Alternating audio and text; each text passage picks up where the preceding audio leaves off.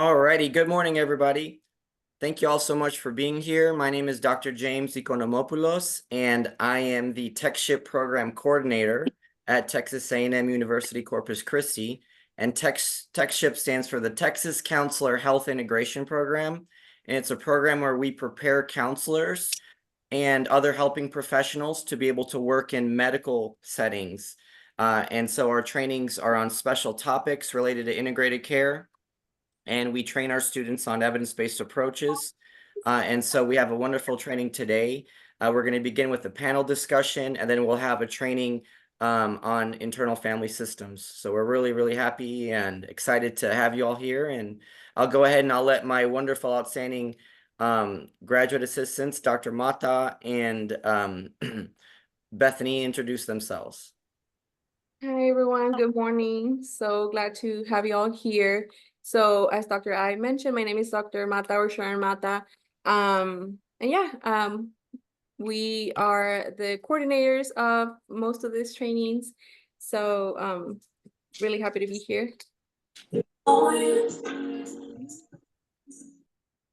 Hi, my name is Beth. I am also one of the graduate assistants for Tex-Chip, and really happy and excited to have our trainer and panelists here. Yeah, so I'm going to just be pulling up the case study. So 1 second.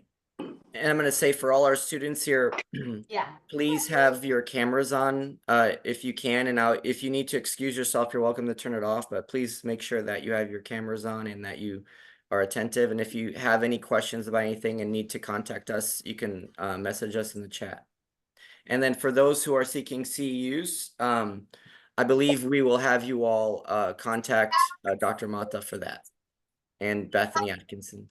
Yes, we will put our email in the chat so you all can email us your full name and your credentials if needed, so that you can email us right after the training for the Cs.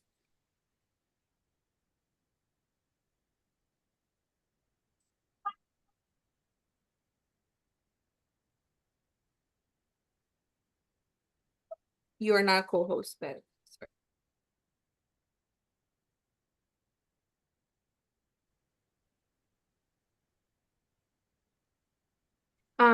would the panelists would want to introduce themselves real quick before we jump into the case study?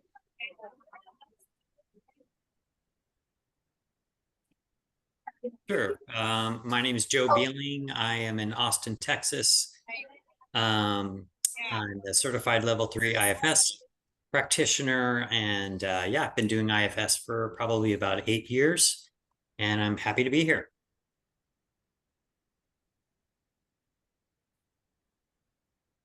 Hello and good morning, everyone. My name is Dr. Nick Bruce, coming to you from Los Angeles, California. I am a long-time psychotherapist. I've been working with IFS since 2013, level 3, trained. I've presented at the conference a couple times. Am an approved consultant, and I am deeply passionate about this model, how it's helped me personally, professionally. I wish I could see everyone at the same time. I'd love to know who's had some exposure, studied this model a bit, and I'm really glad that you guys are getting a training in this. It's, as you'll see, it goes a long way for you at home and in your work. So looking forward to this.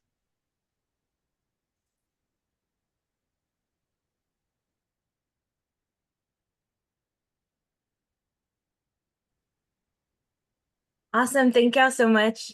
So those are our panelists. Thank you so much for introducing yourselves. I'm trying to keep up with admitting people and looking at the chat. So I have the case study pulled up. So if we're ready to go, I'll share my screen now.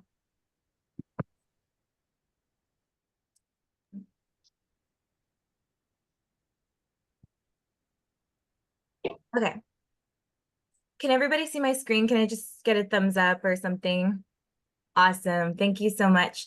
So I'll start by reading.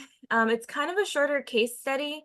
So I'll read out the entire case study and then we'll ask the questions one by one and we'll have our panelists take turns answering. And then at the end, if time allows, if that's okay, we can open up the floor to students and participants to ask any follow-up questions. So this is the case of Darius. So he is a Black Hispanic male in his mid-40s. And this is the presenting problem. So Darius is a Black male in his mid-40s who comes to see you because he has been experiencing increased anxiety and feelings of wanting to jump out of his skin in the past several months. He presents to the session casually dressed, well-groomed, and appears oriented to person, place, time, and situation. However, you notice that he looks somewhat malnourished and very tired. As you conduct your intake interview with Darius, you learn that about a year ago, he moved back into his childhood home because his aunt passed away, and he's now the owner of her home and her only surviving heir. When you ask Darius about his previous resident, his answers are vague, and it is clear that he is uncomfortable about that topic. Darius shares that his mother and father abandoned him at a young age, so his aunt chose to become his legal guardian and was his closest family member. He states that she did the best she could, but oftentimes they faced food insecurity and she barely made enough money to pay the rent. You learn that Darius had a rough childhood in which he often had to fend for himself and be the man of the house for himself and his aunt. As a result, he states that he is familiar with violence. When you ask him to explain his comment, Darius shares that his neighborhood was often a fighting ground between gangs and he regularly witnessed violent acts from a young age. He also remembers witnessing domestic abuse between his aunt and several of her partners and multiple incidences of drive-by shootings. During one of these drive-by shootings, a close friend of his was severely wounded and later passed away in the hospital. Darius shares that he got his revenge and since then has been in trouble with the law throughout his life.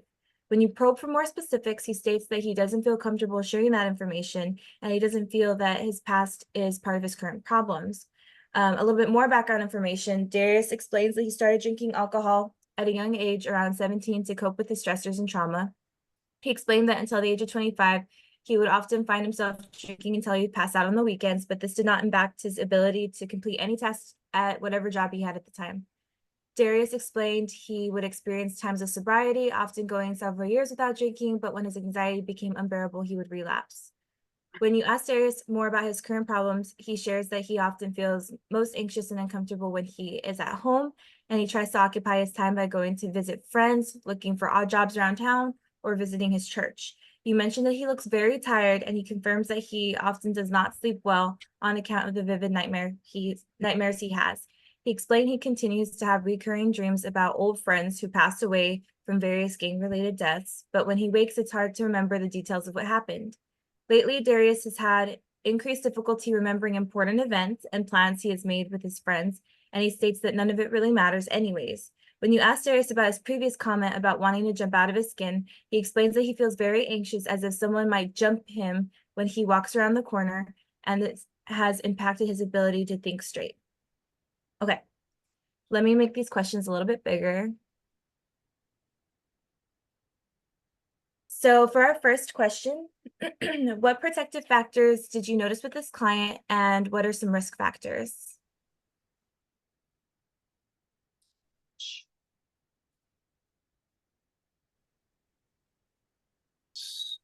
So before we start to share on these, really want everyone to kind of feel in to this question.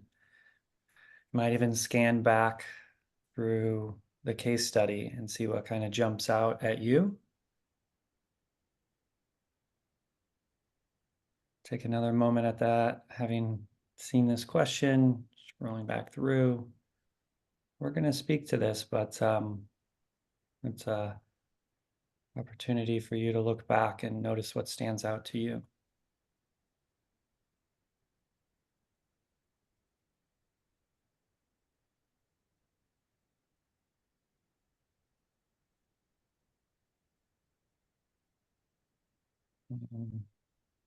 Joe, would you like to begin or would you like me to make a couple comments? Yeah, it'd be great if you could go ahead and start us off and then maybe I can pick up anything else that I'm reading into it after you share. Sure thing.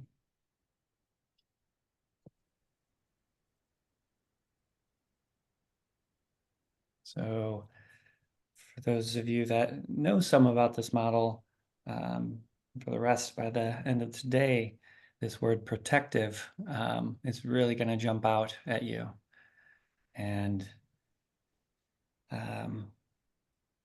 it's a way to know, to learn about someone and kind of how their system or how they're kind of organized and how they're interfacing or dealing with stress or just life. And so these two questions, the protective factors and the risk,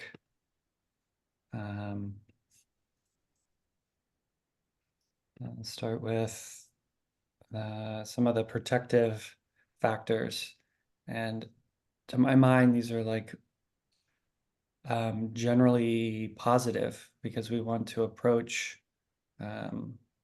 someone else might read this as like defensive, but we really want to, I'm looking at it through the lens of just like what's in a way almost a resource, or what's a positive way that this client is dealing with his challenging situation. I don't know about you, but I had several like, oh man, oh boy, not out loud with my client, but just an acknowledgement of some of these major stressors.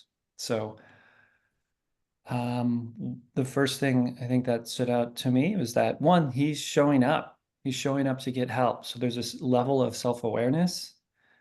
He recognizes that there's things going on, and he's got this courage or this willingness to reach out for help. So I would consider that a protective factor.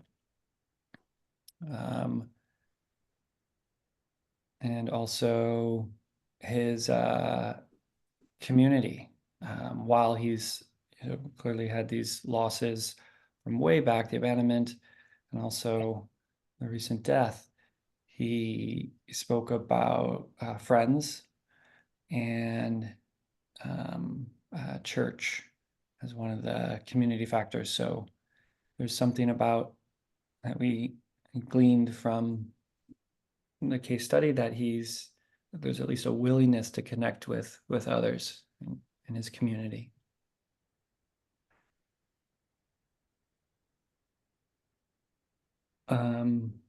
And then if I had one more,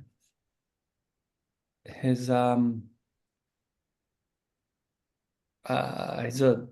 survivor in ways, and yes, that name can come with certain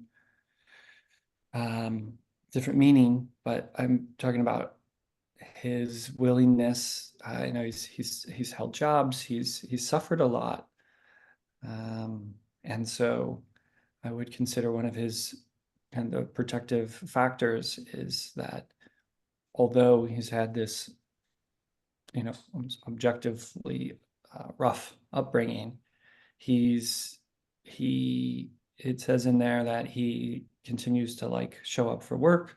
He takes on responsibilities. So that's pretty impressive. And that's one of the things I want to shine back to him.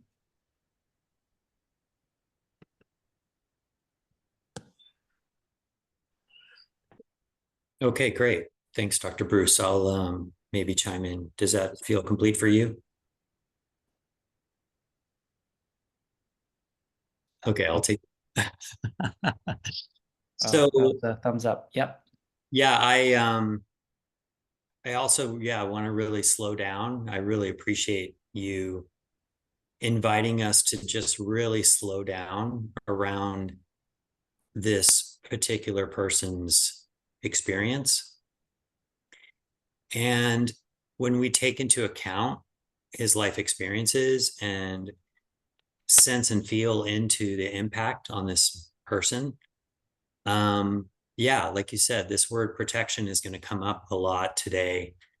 And it can be really useful to pay attention to really even your own body in response to your clients. When you hear their stories and they talk to you about their lived experience, you can kind of just take them in and be with them and present to them. And your body will tell you more information about what this person's been through. And as you spoke to, when we think about protective factors, it's always within the context of, how is this person doing now given their life experience? And we're looking for essentially these coping skills or abilities the person has to manage and be in their lives. Yeah, I think everything you shared, totally would agree. It mentioned something about his grooming and appearance. So that could indicate a level of self-care, that at least that functioning is online for him to take care of himself to some level. So that could be a benefit. He also talks about his situation, which might indicate a level of what we call insight, a person's ability to reflect on their experiences. And in internal family systems, the ability to kind of pause and observe yourself or your circumstances is a skill that is useful in the model. So his level of insight could also be taken into account. And as you said, he showed up. I mean, there's a level of motivation for looking at his life and getting some support from the therapist. So I see all those as positive protective factors as well. It's complete for me. Awesome. Okay, we'll move on to the second question. So IFS is a family approach, right? And I know Sorry, that Bethany, yes. there's a couple risk factors that I think you just wanted to name. You Oh, kind of perfect. highlighted yeah. My bad. No worries. So just risk factors, these are probably some of the biggest hitting things. And as Joe mentioned, like kind of pop in your body a little bit. By that, I mean, might have a visceral response to hearing some of the level of, obviously there's a history of trauma here. Abuse or violence was mentioned, domestic abuse, substance history, alcohol, and then just knowing that level of trauma, there's certainly some mental health. There's just the complexities of the mental health in the environments in which he grew up in. And looking back through it, there's this combination. Yes, he's here. Yes, he has a level of self-awareness and capacity for insight. And there's also some, call it avoidance, or just, the reality is this is a first session. And so he's kind of putting out some, what we call in this model, trailheads, areas that are kind of like a trailhead. It starts you out, and then you can kind of, there's a journey with, or there's a lot of information there. It kind of came up as avoidance, maybe some things he mentioned but didn't want to get into so much. So that's just acknowledging that those are areas that need a lot more exploration. And it's not uncommon for someone sitting down with a professional for the first time to kind of put some of these headlines out, but not go into a deep dive. So I want to be careful here not to say, oh, there's such avoidance here. I mean, that he's even mentioning some of these things and brought forward by what would seem like pretty good questions, or a range of questions by the therapist, kind of got some of this information stirred up. And another risk factor, his current living experience or situation stood out to me. Returning to this home where his and who raised him has recently died. My mind kind of went to kind of a lonely and memory-filled, kind of charged environment that he's in. Those are the ideas coming in my head, which I would want to be aware of, not put on like that's how it must be. But I would use that information to kind of inform some of my questions about what's it really like for him living there, specifically there right now. Yeah, so just wanted to add those as kind of risk factors. Yeah, the only thing I'll add, I appreciate what you're sharing around his the change in his living circumstances and moving back into this kind of childhood home. And when we're assessing clients and working with them, it makes a lot of sense to just think about what's changed in their life and why are they coming into therapy now? What brings them in to see us?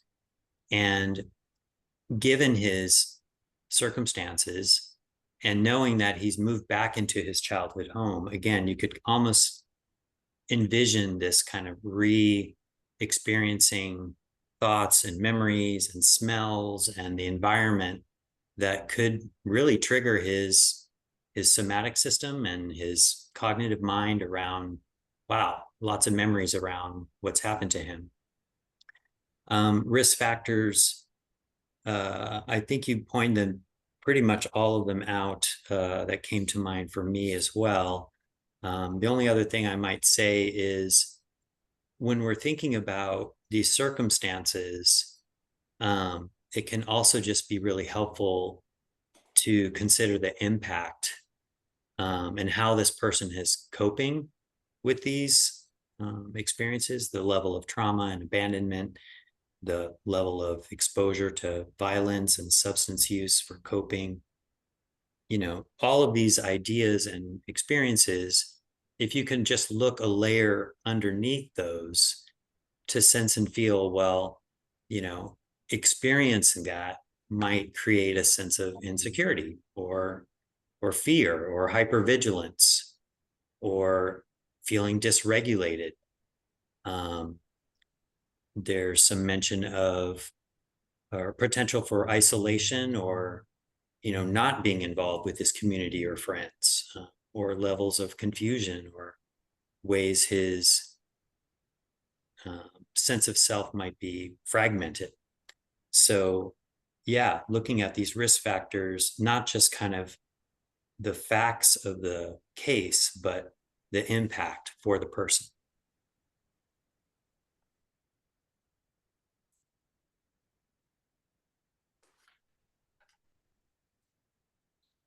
Okay, thank you so much. So moving on to question 2, in your professional setting, how might you assess this client with an IFS approach?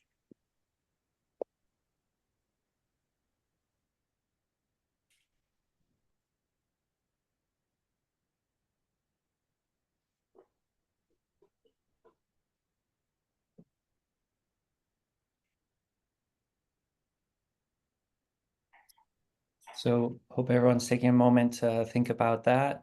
And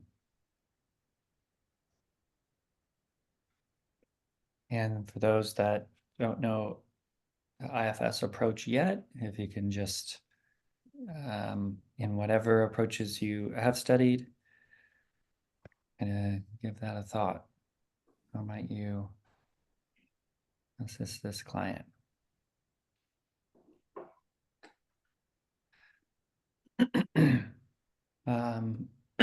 And lucky you guys, after today, you'll have a, if you're not familiar with it already, you'll have another way to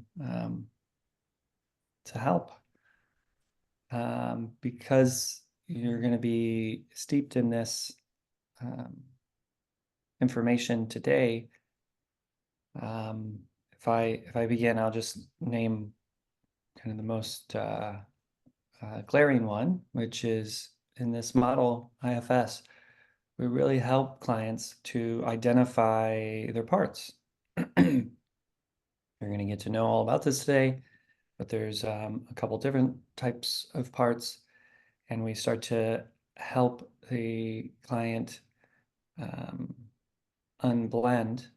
That's a terminology or jargon, but it's basically these different aspects of oneself. We can be really identified as them, or it could be a strong emotion, belief, sensation, and we slow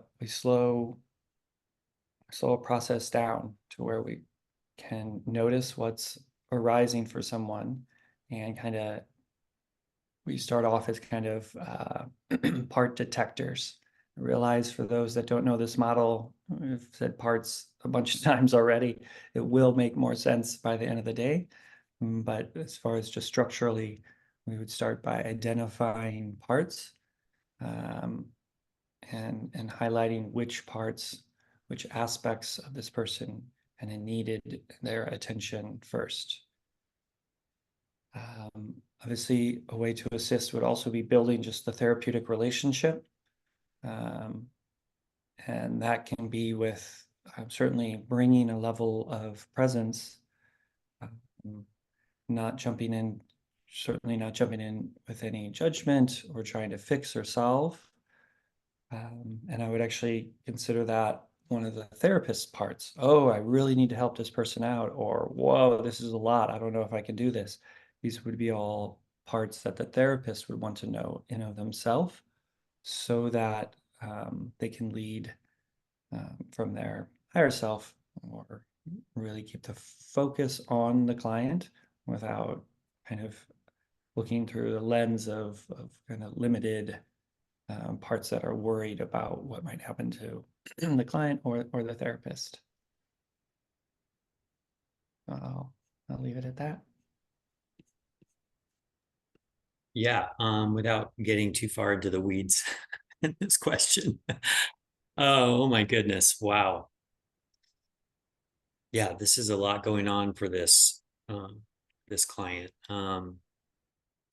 So I think if this client were working with me, the therapeutic alliance and just creating a lot of safety for this person, as with every client, is important, but levels of safety and trust, you know, being established, and even before kind of jumping into the model, and using this kind of therapeutic process, part of being a therapist or an IFS practitioner or any kind of therapist or practitioner is you're gauging how comfortable this client is in sharing with you about their life.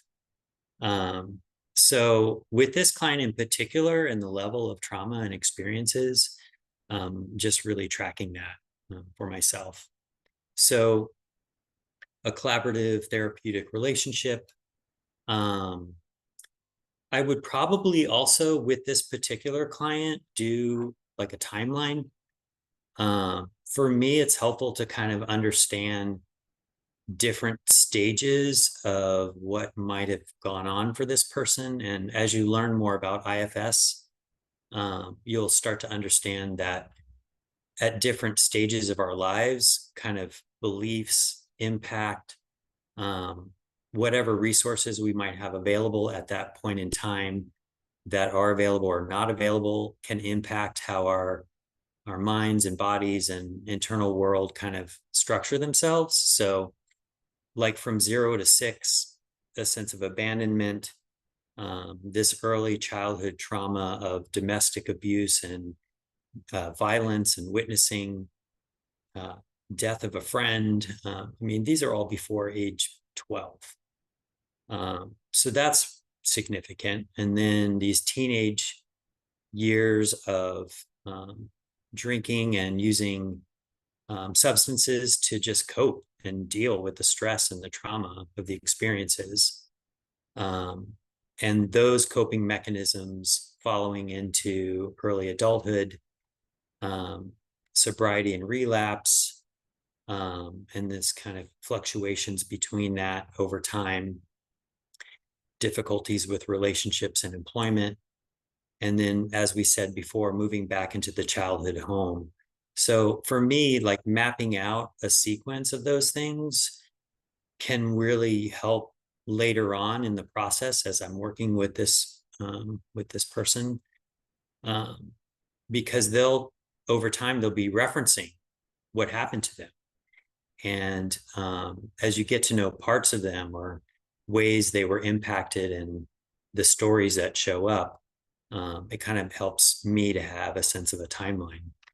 Let's see. The impact we spoke of, that's what we would refer to as feeling burdened. It's as though the impact of that experience falls into that person's system, and it's like carrying a weight. So being burdened by their experiences. So trying to, in the process of IFS, we're starting to track that impact and the burdens into the system, identifying those things. And eventually, if all things go well and this person's level of kind of protection, someone suffering this level of trauma, we often find, and for most of us, there's like these layers of protection and how a person is kind of taking care of themselves, and that vigilance and uncertainty of, can I trust anyone? So we would be working a lot with this kind of protective mechanism, different parts that serve that role of protection.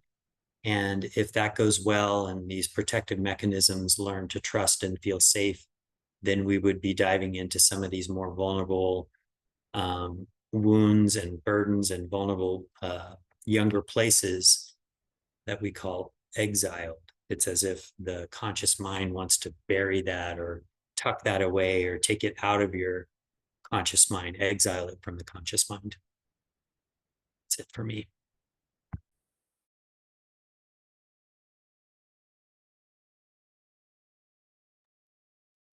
All right, thank you. So what other information might be useful to know? And are there any potential assessments that you might think about administering?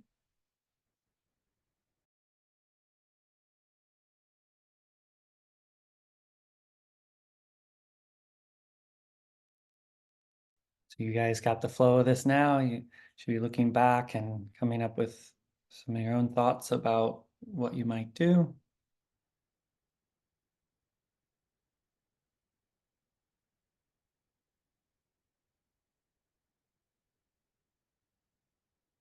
And you're in the privacy of your own mind. So please take a moment and take a stab at one or two things that you might, I believe you guys are in, if I read correctly, you're in practicum or internship. So you're already working with clients, and imagine there's already been some moments, and there will be many more in working with clients, that something's said or something's not said.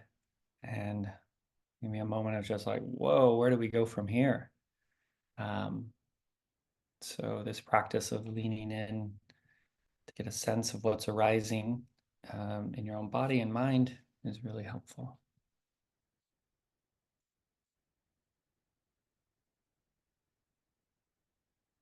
Okay, so what other information? I'll start with that part. Just everything. As it goes with first sessions, you get a lot of information. Oftentimes, if they've worked with therapists before, they're kind of sharing this kind of set or block of information. And part of that information is, of course, how they're sharing it. There's what they're sharing, there's what they're not sharing, which you tend to come to learn later. And then there's how they're sharing it. Is it with super flat affect? Is there, yeah, how it's being shared. To stick to the question, additional information, who would want to know details about history of what it was like as that child. Were there any adult presence? Was there anyone, he said his aunt did as best she could, but were there any other resources or just people that could see him, that he trusted? Like what's the relational soup that he grew up in outside of, or in much greater detail than was shared?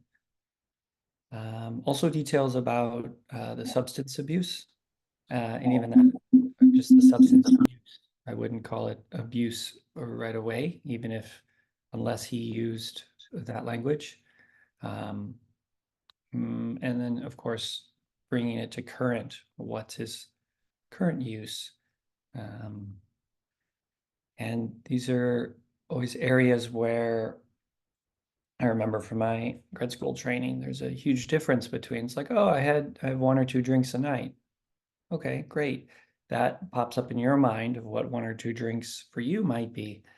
But is it 1 or 2 beers? Is it 1 or 2 like huge half gallon, 32-ounce vodka filled, is it some 2 drinks like big bottles of wine? So just the details are important.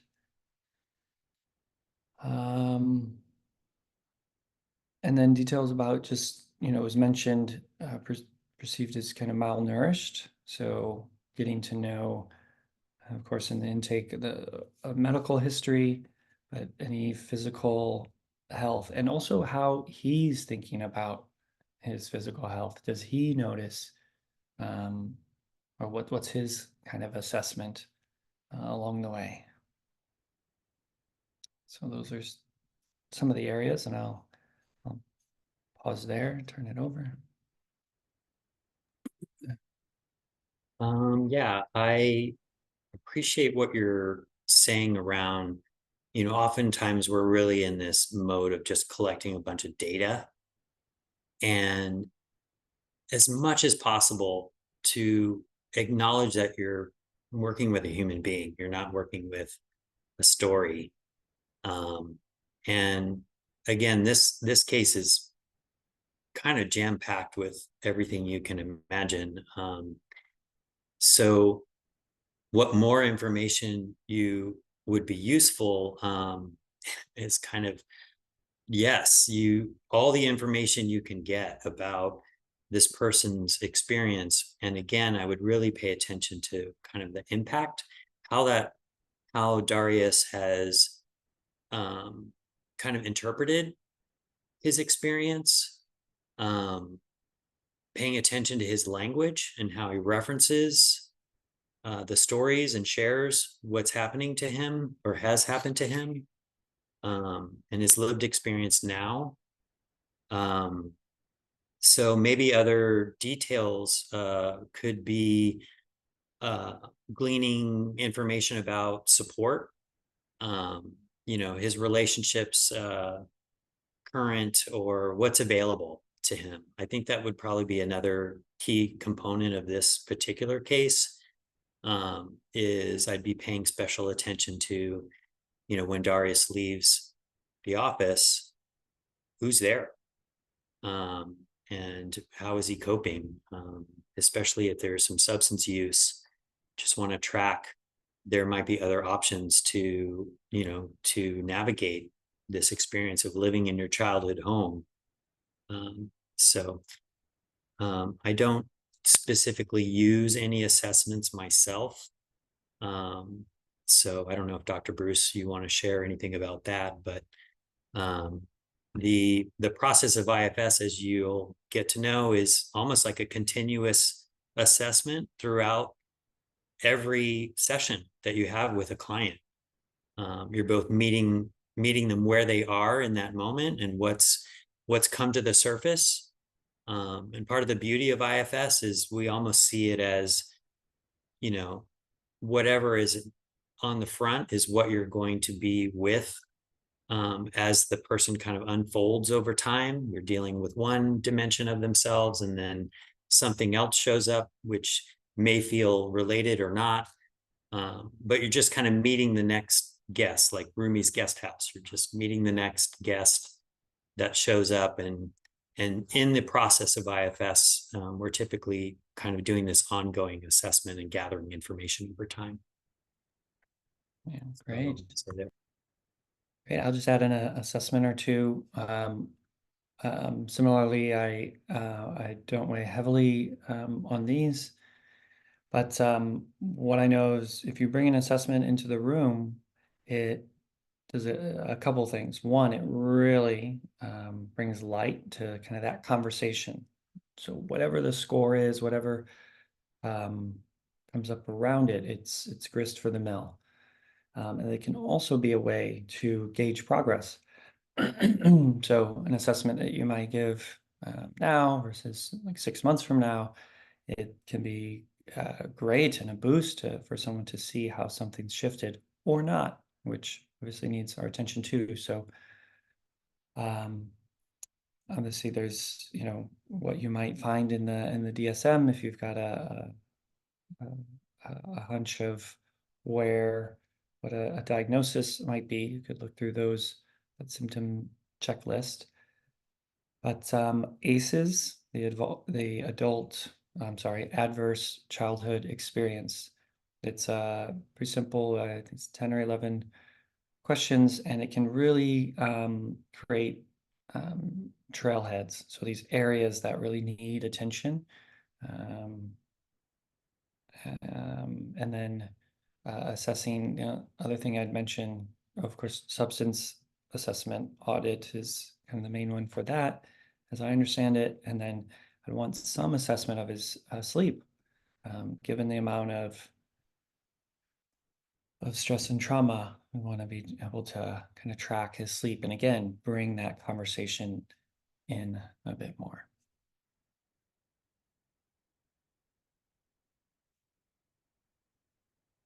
We're ready for the next question. Awesome. Thank you. So question 4, if you were seeing Darius as part of an integrated healthcare team, what additional services would be important for Darius to receive from your perspective? I was so happy to see this question. It speaks to the program and the leadership there. I really want to amplify the goodness of working within a team and having a kind of team mindset. Like, people come and they'll sit with you for 50 minutes, an hour, and that's such just a drop time-wise in their week. So if we can even be thinking in terms of systems and what are other practitioners that might be able to help. So these kind of stand out to me, you know, it's like potential psychiatrist, and I'm not rushing to medicate, but just to have, that's a natural person, that position to come to mind for support. The malnourished makes me wonder about either a health coach or a primary care physician. And then around the substance use, maybe that's referring to a counselor who specializes in that. I'm not necessarily saying referring out, but rather building a team. And that can include groups, AA or other 12-step. And then last one, just thinking about his home life, and there was a phrase there, he's like, now he's the owner of this home. And so that might be more, you know, taxes, and I don't know what that position would be, if that's a social worker or someone else, someone just to have that kind of conversation.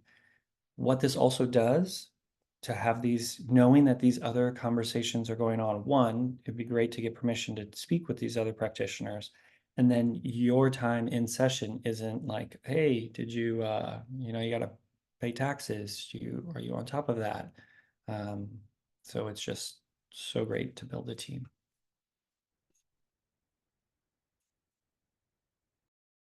Yeah, I think the only other thing that I would add is, you know, I would assume that you're involved in some kind of environment where you can collaborate with your colleagues or a supervisor. And as Dr. Bruce is kind of alluding to, just really know you're not alone in the service and the care that you have with your clients. and track your own internal resources. We can often get depleted in how we're working with people, and we need support. You need support to do this work. You cannot function as a solo practitioner. Even when you leave a group practice and work privately, you still need that support. The only other thing that I would mention is to track if there's any kind of cultural or ethnic diversity here. With Darius as a client of mine, I would probably consult with a colleague of mine, BIPOC, or someone that might be able to help me be aware of my own blind spots. So that might be another person to have in my team.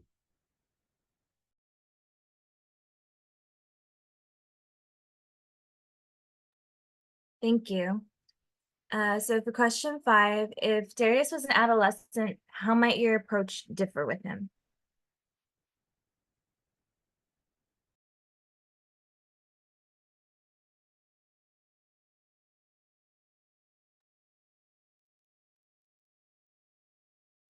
Oh my gosh, I can feel everybody thinking and feeling into this. It's so good. So, as an adolescent,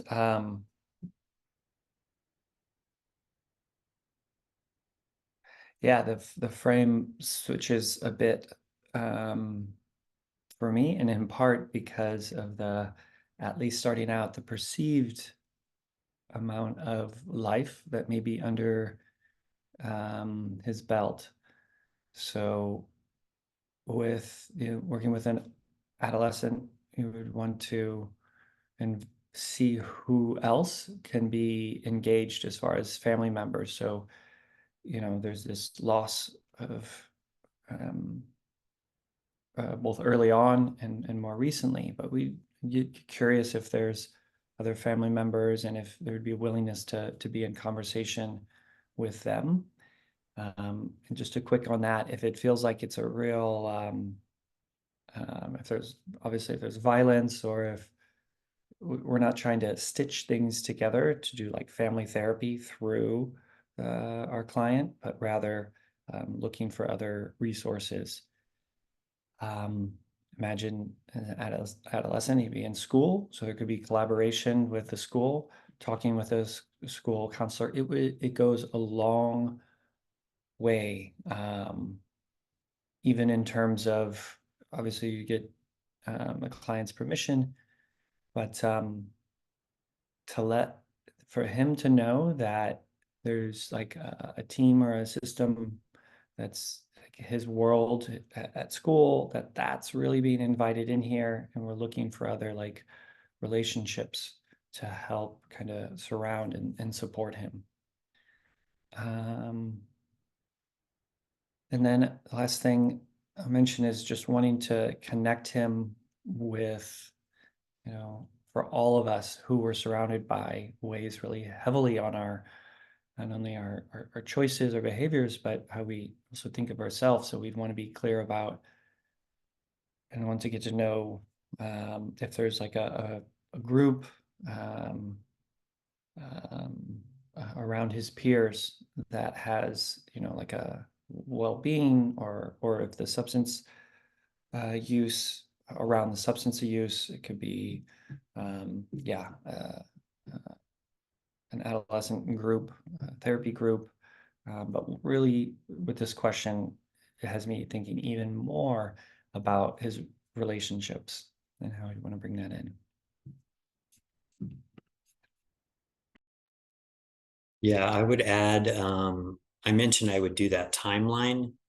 And so I imagined if Darius came in to see me as an adolescent and he's still living in this extreme kind of violence, witnessing violence, and that sense of abandonment while living with his family unit. So taking into context just how is this younger person experiencing safety, belonging, connection. And so I don't work with children, but my take on working with children in their environment of a family unit or whatever is available to them. The beautiful thing about IFS is it's a systems model. So in the therapy session, you're working with this person, and inside of them is a whole system of coping and impact and thoughts and feelings, and you're trying to slow all that down and make a lot of space for each of those elements to kind of be supported in your therapeutic container. But outside of the person, they're within a family system. I mean, internal family systems is based on a lot of concepts around family dynamics with siblings and parents. And so for an adolescent client, if Darius was an adolescent, you'd want to take into consideration his lived current experience. And in IFS, one of those ways that a person protects themselves to cope, especially when their external environment is still active. They're still living through these very intense, stressful, traumatic experiences, is you'd want to just take note that you wouldn't want to encourage Darius to kind of let all of his guard down and try to be open and vulnerable and present necessarily. You're wanting to support his protective mechanisms. So as an adolescent, typically you're tracking their external environment as well. And we'll talk about this more later, but if their external environment is what we call has external constraints, there's some limitations to the level of support that the person might be experiencing that can impact how you're working with them and what your goals of therapy might be to kind of softening their own ways of coping and protecting themselves. You want to try to support that.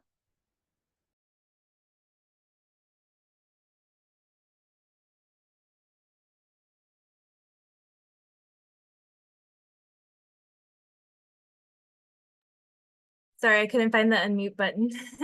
All right, so question number 6, this is the last question that we have prepared. What outside resources might you recommend for this client?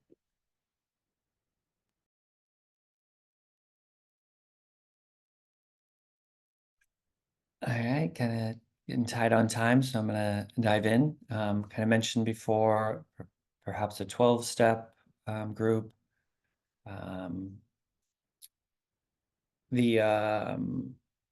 And local, even psychoeducation groups, workshops, courses on stress management, big component of a mindfulness course, both for, mindfulness course. And I use the rest of this part of this share is encouraging the students here to consider offering a group. You might be like, yo, I'm into the private practice. That's kind of what I saw for myself.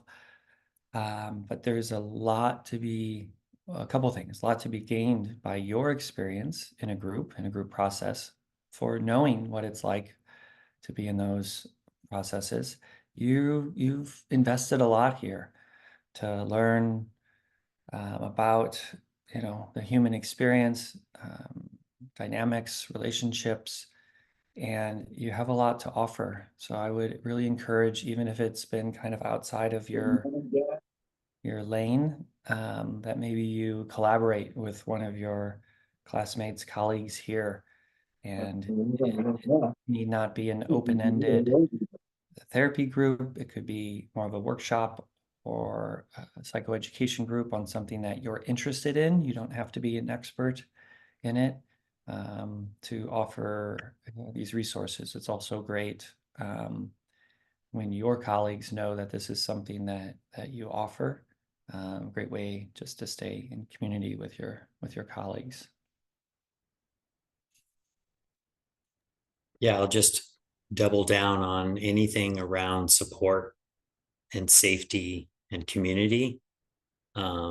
So a person, Darius, in this circumstance may have an incredible experience of feeling alone in his experience. And so, yeah, communities. And then, as I mentioned before, not just cultural competency for myself, but for him as well, to help refer and make connections to communities that have mental health and resources and healthcare available to perhaps address maybe some of those identity issues.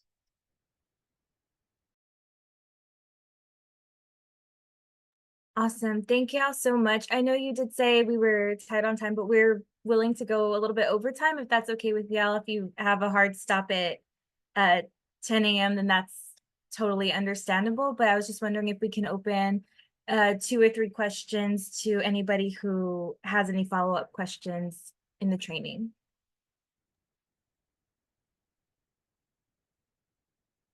Yes, let's. We got about Go 10 ahead, more close minutes or so. Mhm. Yes, so we can about 10 more minutes. That I think that would be good. Sorry if I'm jumping ahead here, if it's going to be talked about later in the training, but I was wondering, back to the concept of working with younger people and using IFS, do you conceptualize possible parts that might emerge as they grow up, or do you solely work with the parts that you're currently aware of? I'll respond quickly. Yeah, so typically working with the person where they are. So you wouldn't really project into the future how this person might deal or cope. They may reference that, but typically what we're looking at is a client, a whole picture of their current experience in relationship to what feels familiar, certain patterns, ways of having relationships with specific people, ways of coping. So we're tracking kind of their present experience in the context of patterns and what's familiar.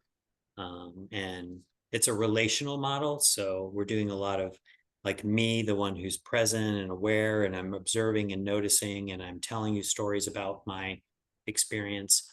That's all from like how I'm experiencing my world kind of in the now. And it's not to say that the person wouldn't bring up, like, I'm really hoping that when I'm 40, I'm going to be doing X, Y, Z. But I would say generally as a rule, it's kind of present context in relationship to past and what's familiar.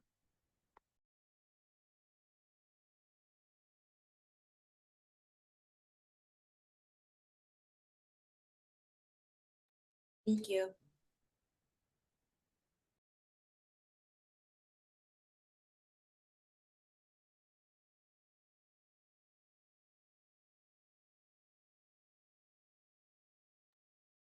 Does anyone else have another question for our panelists before we close it up? I'll just make one additional comment that, IFS, as it's been around for a while, there's several folks in the community that have taken the model and really applied it to specific populations and specific life circumstances. And I know Pam Krause has done a ton of work with children and adolescents. There's ways of applying IFS with other kinds of therapy. So just know that once you're in this community, you can often connect and collaborate with folks that are addressing more specific kind of populations.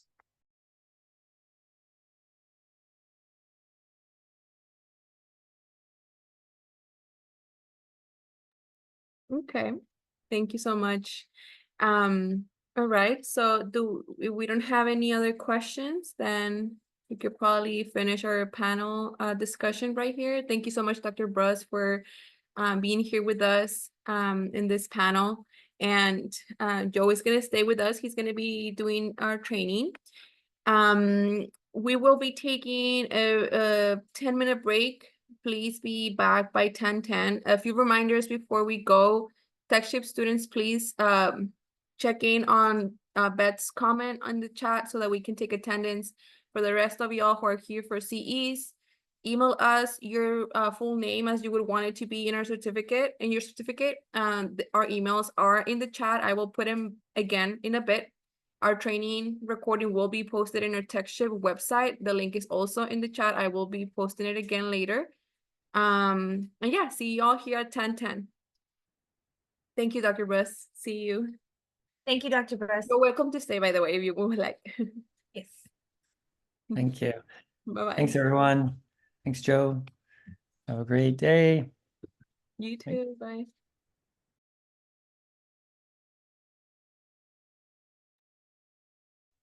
All right, everyone. Okay, so I'm gonna be repeating the announcements and I apologize. We do have a lot of people coming in now and I just don't want anyone to be left out on all the information. So Tex-Chip students, please react to Beth's comment in the chat so that she can take attendance. We do have way more people than usual, so it's really hard to take attendance of y'all. So please react to her comment. For those of you who are here for CEs, please email us at the end of the training. Our emails are in the chat so that we can give you further instruction for the CE hours. The recording of this training will be posted in YouTube and the link will be posted in our website. Our website link, it's also in our chat. For our Tex-Chip students, please remain with your cameras on. You are expected to have them on unless you need to step out for some sort of reason or unless you have previously talked to us about it. Now I am probably going to be repeating all these announcements later on, so I do apologize in advance. But I will be passing the microphone to Joe, and so that he can introduce himself and so that we can move forward to our training. Awesome. Thank you so much, Sharon. Wow, I am so privileged and happy to be with you all. For those of you that were just with our panel discussion with Dr. Bruce, wow, he actually was one of my program assistants in my training in Los Angeles back in 2018. And he's a very inspiring guy. I would keep track of him. But he's super chill. He's so chill. I love it. He's definitely kind of calmed me down and prepared me to offer this training with you guys. So I'm happy to be here. Sharon, if it's okay, do you want me to go ahead and just jump right in, or do we need to do any more announcements? No more announcements for now. You can go. Okay, that's great. So welcome, everyone. Internal family systems is a model of kind of tracking your inner world. And even though you may not know anything about IFS, I want to just start off with what might appear to be a meditation. But as you do this with me, we're going to reference some of the skills that you innately have. And we'll talk about them and include them in our model. So if you're comfortable with this, great. If for any reason you need to take care of yourself or bow out of any exercise that we're doing today, just trust your intuition and take care of yourself and what you need. So I'll just invite you all to just take a pause. I know for me, taking a few breaths and just kind of inviting my inner world to just slow down. Just invite you to take a moment to just try to slow down, or maybe ask your mind, your thoughts, your feelings to just slow down.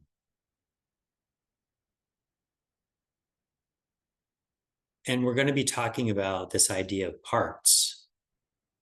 So maybe just take a moment, and I want you to think about a part of yourself. And this might be part of me is like an overachiever. Or a part of me is wishes I could close my computer and just go to Disney. Just take a moment and maybe just check and see like what parts of you are you aware of right now? See if you can name a part. And then I want you to go into the chat and just tell us about a part of yourself. Maybe just in like a couple words. I have a part who's an overachiever, or I have a playful young kid part. Something really super simple. There's a lot of us, so we don't want to have to read a book in the chat. But just take a moment and maybe say something about a part of you in the chat.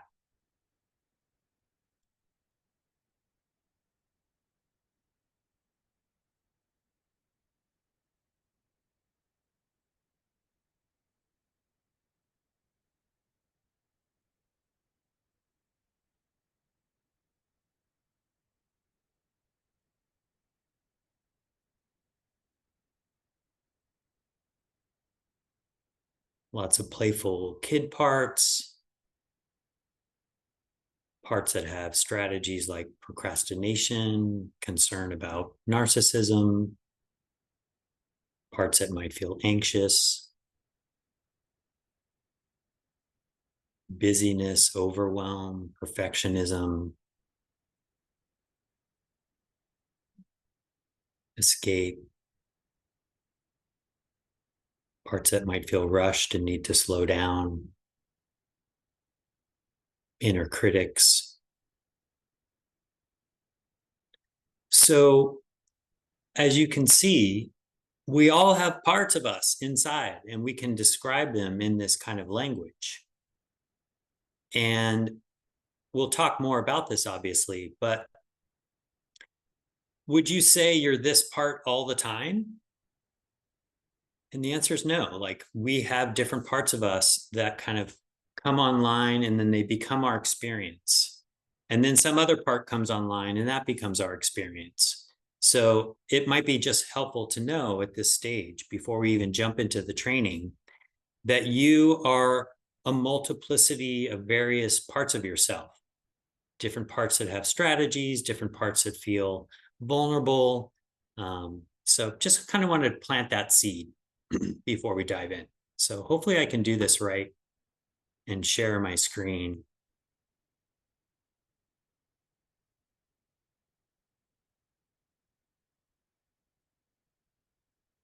So can you guys see this? Okay. And I am going to, okay, yeah, I can still see the chat. If at any time, Sharon, we need to pause or take a break or do something, just put me a message in the chat.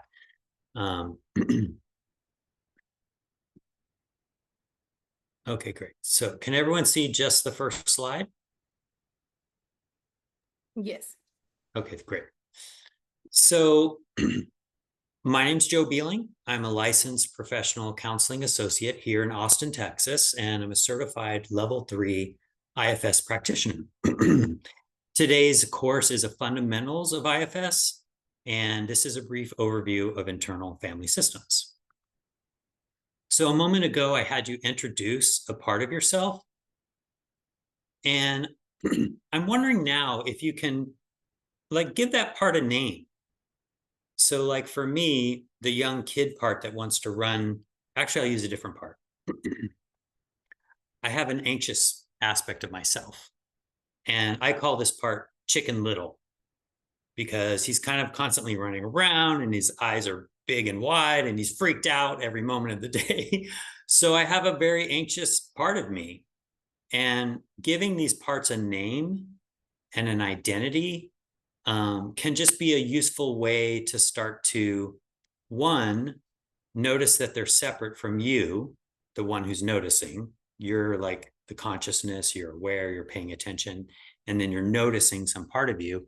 And then you can kind of relate to it. So I could have times where I'm noticing anxiousness in my body. It feels like, oh, wow, Chicken Little's online. I can pause, and then I can start to talk to Chicken Little, like, hey, what's going on? What are you feeling? So again, we're just planting seeds around noticing parts of yourself, starting to have a sense that they can have an identity. And as we were talking, there's several parts of us that we can name: perfectionist, people pleaser, and each of these all have kind of points of view They have ways they see and navigate the world. And here's some very common parts. And the description often gives you some clues as to maybe their strategy or how they're trying to help or cope or help you navigate your life. So different parts of us have different strategies. Perfectionism, trying not to be flawed. Protectors, parts of us that are trying to protect us or are defensive. How many of us are ever triggered by somebody? So you can imagine that when you're feeling triggered by somebody, often your whole body and your thoughts and your mind go into some kind of protective response. So protection, or maybe you have a part of you that always is trying to help you be productive and get things done. So productivity and accomplishment. So these are all aspects of our personality. These are what we would call parts in IFS. And each of these parts might have different degrees of energy. Sometimes my perfectionist comes online. When I was preparing this presentation, I changed the slides, I moved them around. Like, I have a very active part of me that's a perfectionist. And underneath that is a vulnerable sense that I need to get this right, because if I don't, people might judge me. So you can see that your parts, they have a job, and then they'll also have some kind of energy or sense behind them, what's motivating them to stay in that role. So in psychology, we're always asking, well, who am I? Who's the person I'm working with? What makes them who they are? And we're investigating different parts and the ways they're put together, how they're coping. And IFS has a very specific way of creating structure around who you are and who your client is. Internal family systems is a transformative, evidence-based psychotherapy that helps people heal by accessing and harmonizing their inner resources. I like this quote because it points to, within our inner world are all these parts of us. We're accessing the parts of us. We're trying to heal and balance. And if we have parts of us that are dialed up and overworking, or parts of us that are diminished or unavailable, we're trying to access them and harmonize and balance how they might show up. And this quote also points to an inner resource. So at times in your life, you may feel very calm and present and not activated or taken over by a part of you. And in IFS, we want to cultivate this inner resource of calm and presence that we call self-energy, or your higher self, capital S, self. So we'll be talking about a lot of this, but you can kind of get a sense that you have a natural, innate ability to understand and be who you are, and IFS creates some structure to look at that. So Dr. Richard Schwartz is the founder and pioneer of IFS. He has a PhD in marriage and family therapy. He's an adjunct faculty of the Department of Psychiatry at Harvard Medical School, and he developed IFS in the 1990s while he was working with eating disorder patients. He applied these family therapy principles to our inner world. So as I mentioned in the panel earlier, within each of us, all these different parts, they kind of behave like kids in a family. Or you might have a parentified voice in your mind that's like, that sounds like my dad. Or so parts of you respond to that parentified part. So it's almost like you have an inner world, an inner family, which is why the name of this protocol is called Internal Family Systems. IFS is also a non-pathologizing modality. And this idea of multiplicity, that all of our parts are functioning inside of us, is a natural state of being. And also what I mentioned, this capital S self, this kind of higher self, this sense of awareness and consciousness, that's a practical aspect of ourself that we can have access to by using IFS. So I want to play a video here of Dr. Schwartz. It's only 7 minutes. IFS, we think people have parts, and parts are subpersonalities, and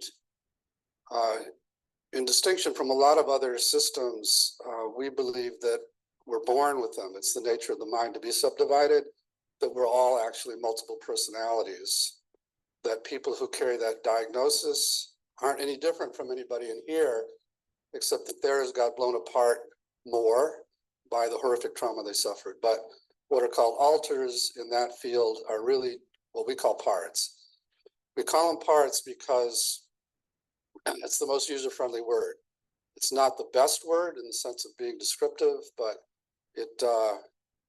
most people don't object when they talk about their problems and you say, oh, one part of you says this, another part says that.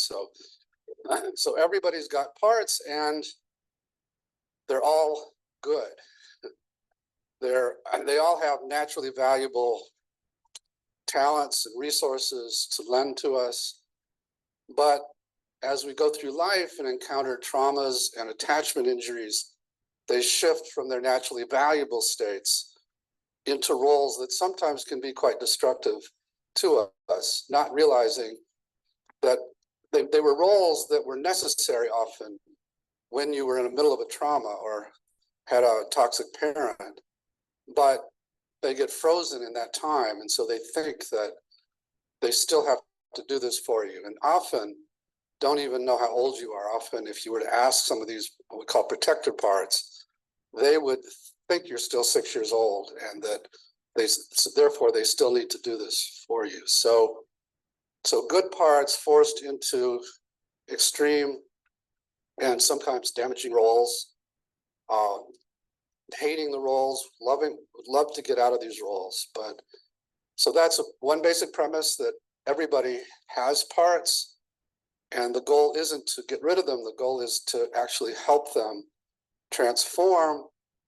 One way we do that is called unburdening. So the concept of parts carrying burdens, as defined as extreme beliefs and emotions that came into your system from the outside world through a trauma, through an attachment injury, something like that, and graft onto and attached to these parts, is a key concept in IFS, and drive the operation of the part thereafter, almost like a virus.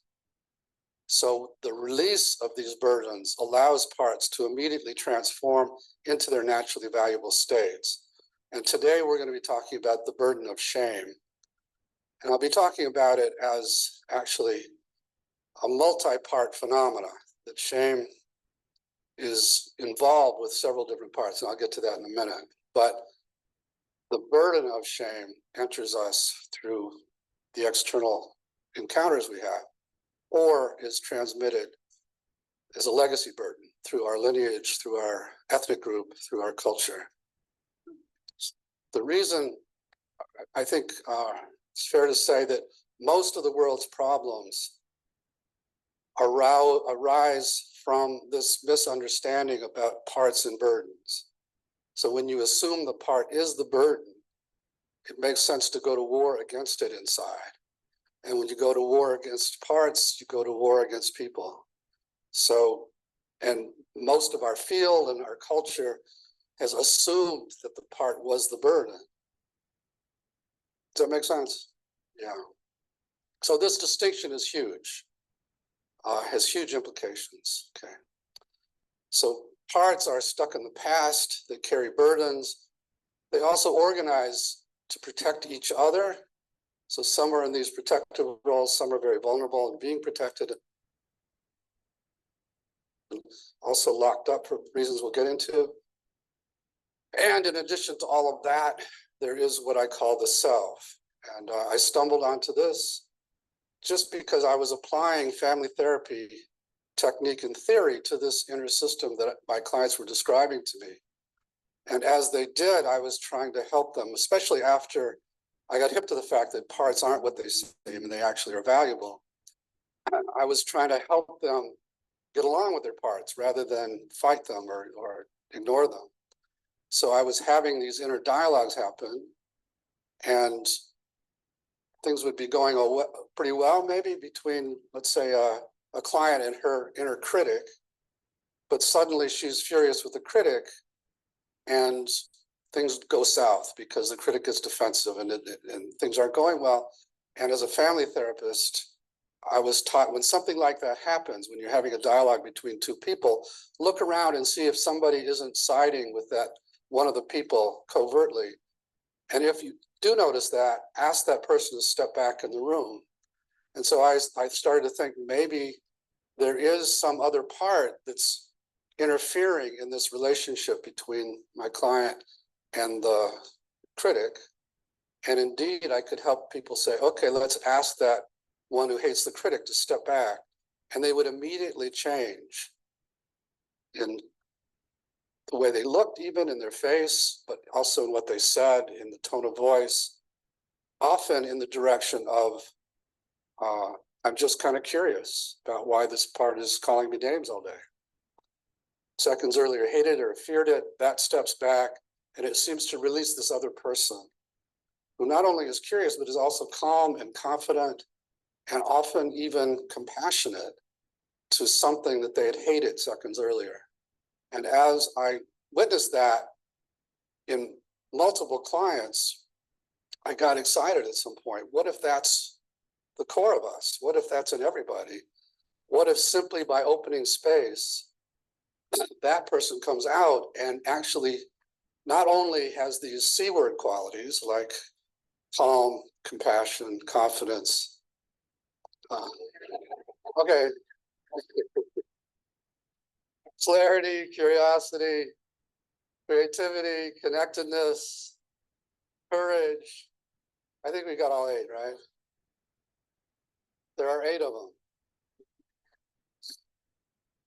And but also had a kind of wisdom about how to heal both internal relationships and external relationships. And it does turn out 30-some years later that that is in everybody, and that the simple act of getting parts to open space for it releases it, and that actually does know how to heal, both internally and externally.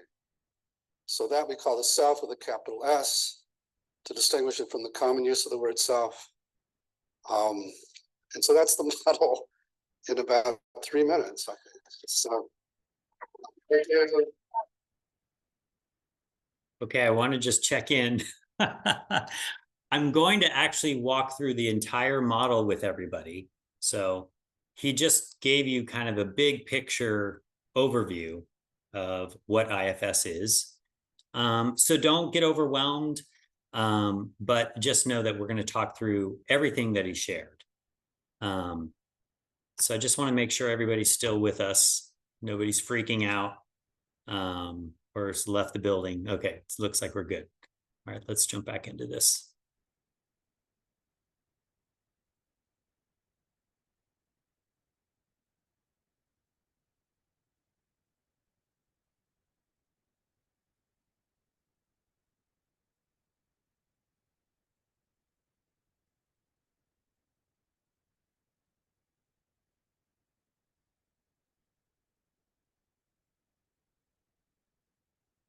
Oops. Can you guys see my? We're seeing the video. Sorry. Oh, I'm getting stuck here. Let's see how I can share this. This one, can you see it? Yes. Okay, great. Also, let me just real quick, for the Tex-Chip students, I don't believe we ended up doing the announcement, and we apologize, but we do have this book that he's, the one that he's about to, I guess, mention. We have it in our Tex-Chip library, in case you all wanna check it out, just let us know, you can pick it up, we have a physical copy. Sorry, Joe, you can go. I think I need to delete this other, hold on just a second. I'll be right with you guys.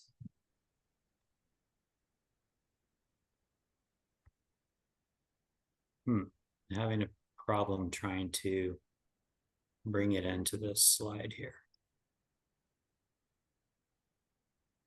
Okay, hold on just a second. Close this out.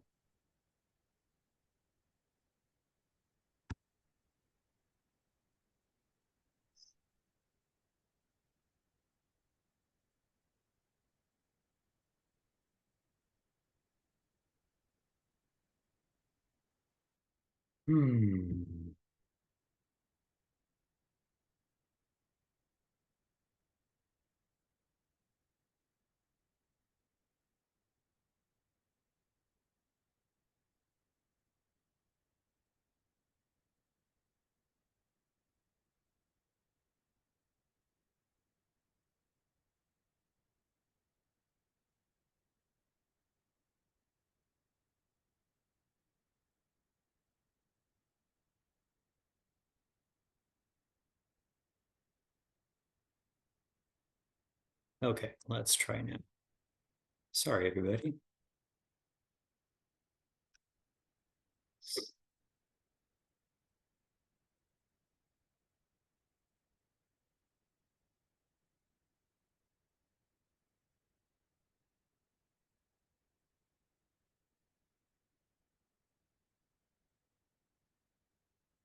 Okay, so yeah, this book, Internal Family Systems Skill Trainings Manual, is available in the bookstore. I would like to just point out, we're going to be using some of the exercises from this book. And it also has a really beautiful section on the neuroscience behind IFS. So Dr. Frank Anderson is an expert in the field of neuroscience. So I would definitely recommend checking that out. And this book is also by Martha Sweezy and, of course, Dr. Schwartz. So I just want to point out that internal family systems is an efficacy-based model, evidence-based. And there's been a fair amount of research that's come out in the last 10 to 15 years, especially with regard to PTSD and complex PTSD, anxiety disorders, addiction and recovery. And there's additional research currently with psychedelics. So psychedelic assisted therapy is also gaining a lot of traction these days.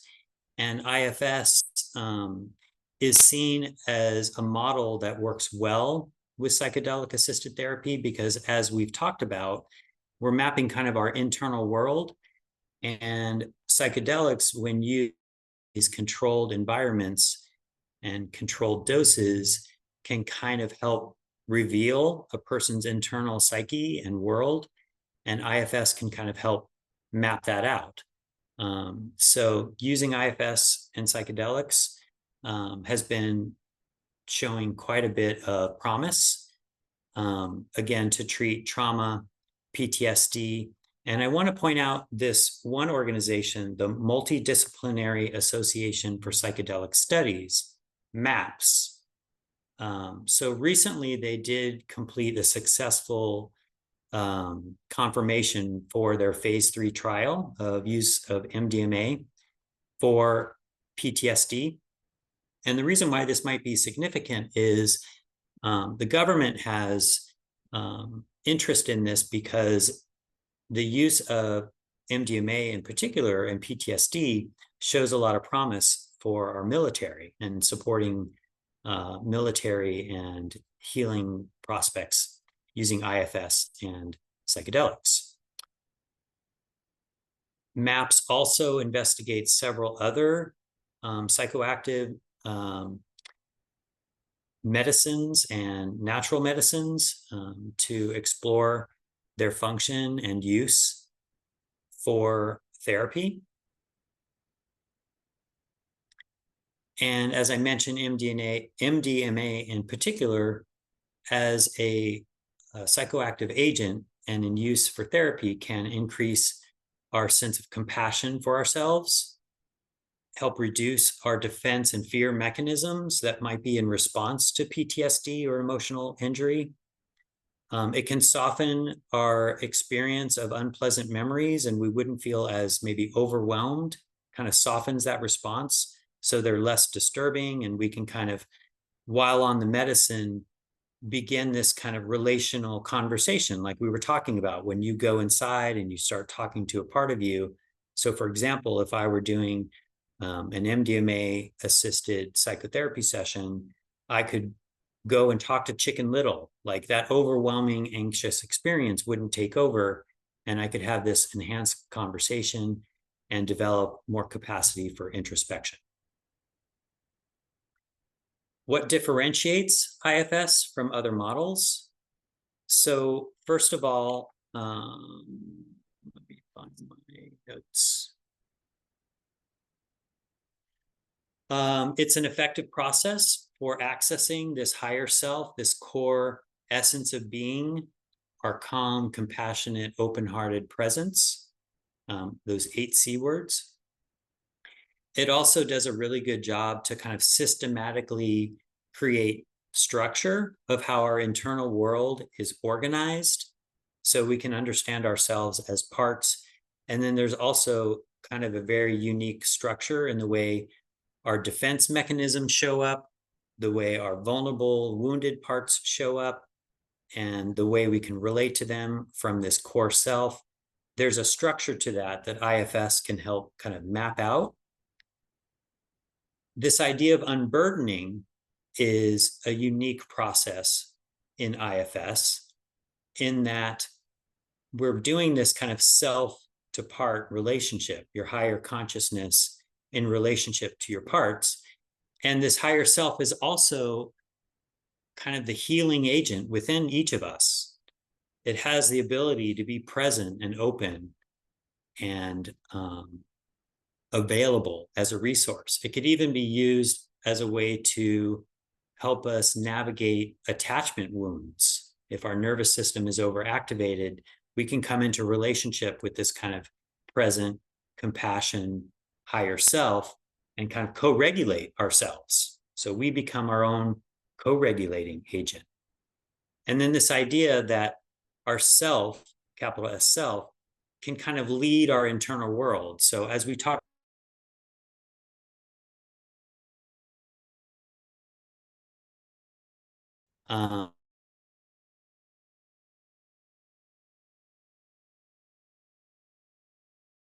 from this more reactive, triggered responses, we can settle into this more higher self capacity place.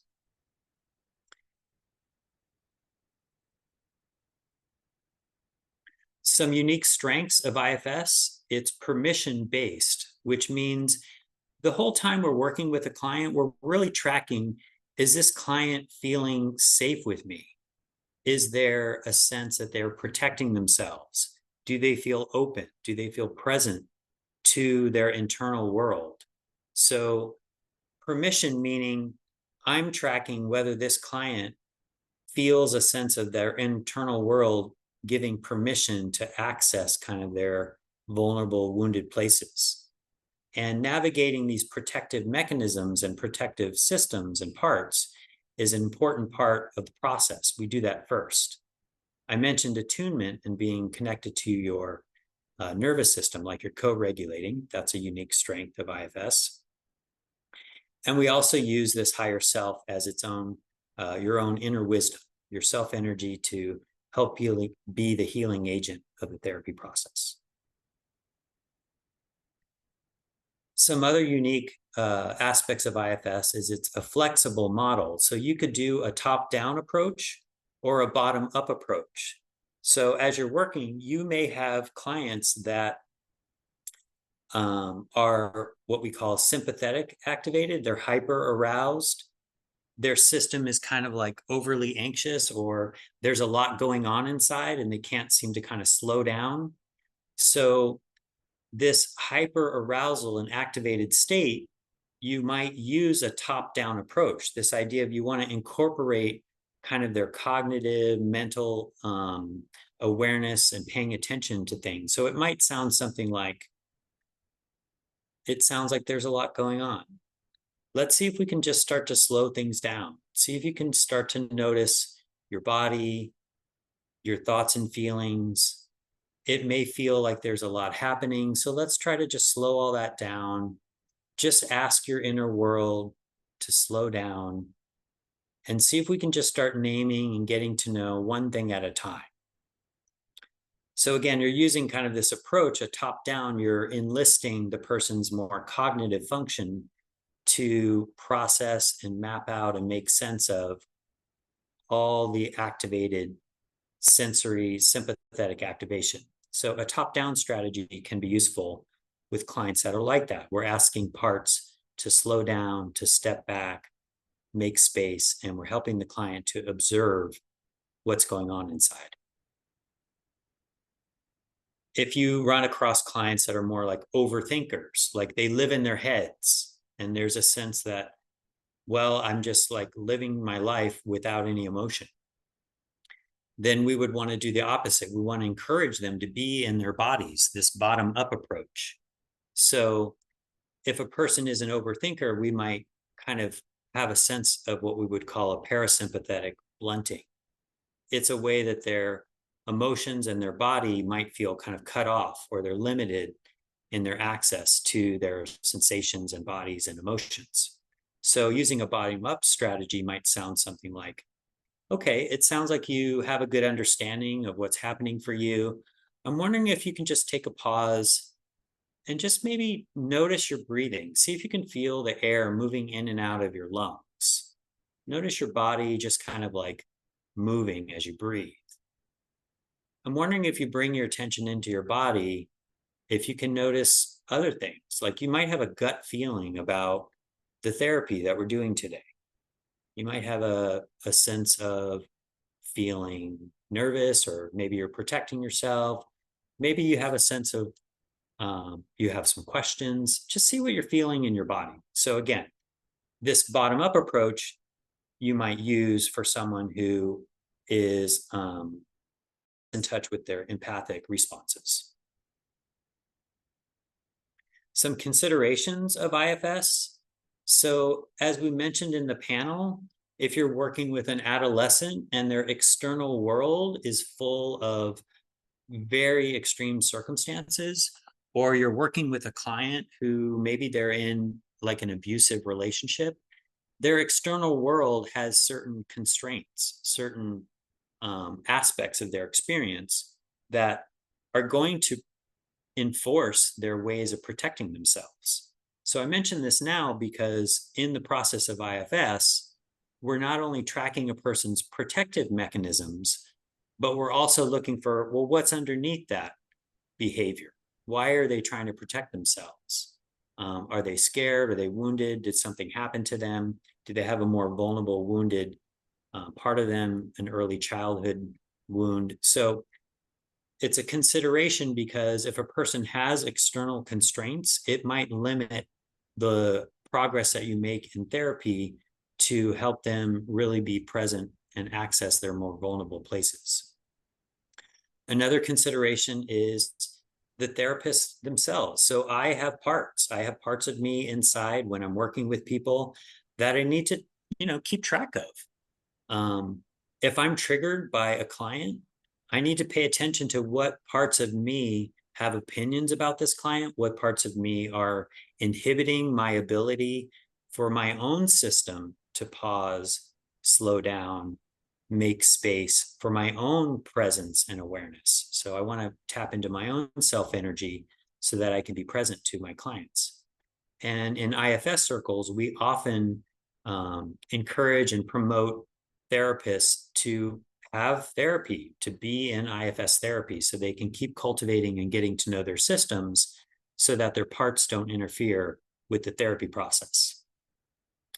And another consideration might be mental health concerns. So you might start to think about specific clients that have need specialized care, or have certain levels of mental activation, like a psychosis or schizophrenia.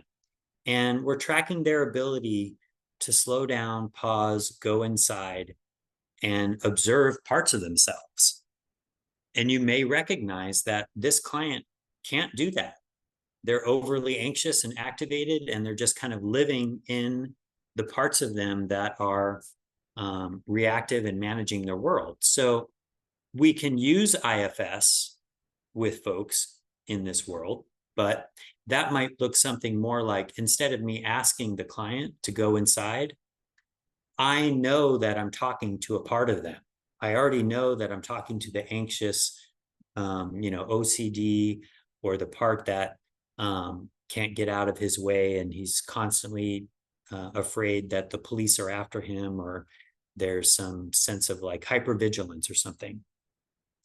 I know that I'm talking to a part. So it might sound something like, yeah, it sounds like you're feeling really anxious. And what are you worried about? What else is going on for you? So you're asking them questions that on the surface, it would look like I'm just doing like regular therapy. I'm just interviewing this person while they're in an experience. But in myself, I know that I'm just talking to a part. I don't define that person as just their mental diagnosis. Basic assumptions of IFS, we've already talked about multiplicity, this idea that we all have multiple subpersonalities. We've already talked about the self as a central organizing principle. And a couple other things, that each part of us, it's like a little person or a subpersonality that has a full range of beliefs and thoughts and goals, and it operates within your psyche as if it's another identity.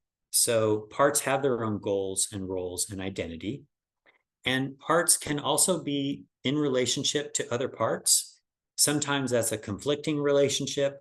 Sometimes it's more like an allied relationship. You might have parts of you that are working together, parts of you that are polarized or opposite of each other.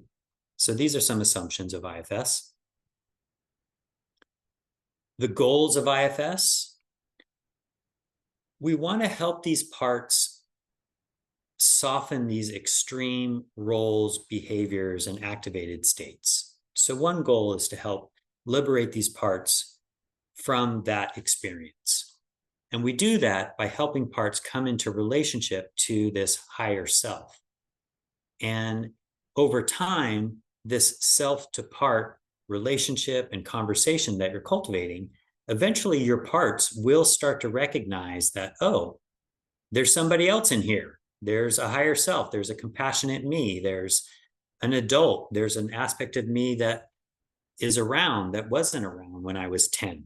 So that self to part relationship gets reinforced. Your parts start to trust self and believe that self can lead the system. Your parts start to slow down and balance and harmonize in a way that we use what's called an unburdening process, which we'll talk about later. So there's a way we can help your parts step out of these extreme roles and find some relief to achieve this kind of balance and harmony, which means your parts and yourself are in connection to each other and collaborating. And there's generally just more self-energy. There's more presence, calm, open-heartedness, patience. We just bring in more qualities of self into your eternal experience. So I want to take a pause and just have you take a moment and think about different parts of you that might be polarized. So think of a part of you that, well, part of me wants to do this, and another part of me wants to do that. This kind of inner conflict. So for me, I might have an overachiever. Some days that overachiever is really highly activated. And I wake up and I think, all right, I'm going to go to the gym. I'm going to, make all the best food I can. And I'm going to teach this class and I'm going to get all this crap done. So my overachiever might be kind of heightened and online. But underneath, I also have a part of me kind of is like an adolescent kid who's like, I don't want to get out of bed. I want to chill. I don't want to do all that. So you can see I might have a polarization of this overachiever and maybe some rebel part of me that's just like, I just want to do what I want to do when I want to do it. You can start to see how your system might have parts that are polarized or parts that are in an alliance. So my overachiever who wants to get a lot of stuff done might be in alliance with an overthinker, a part that's really good at like organizing and mapping and making up lists and that sort of thing. So just take a moment and see if that makes sense to you.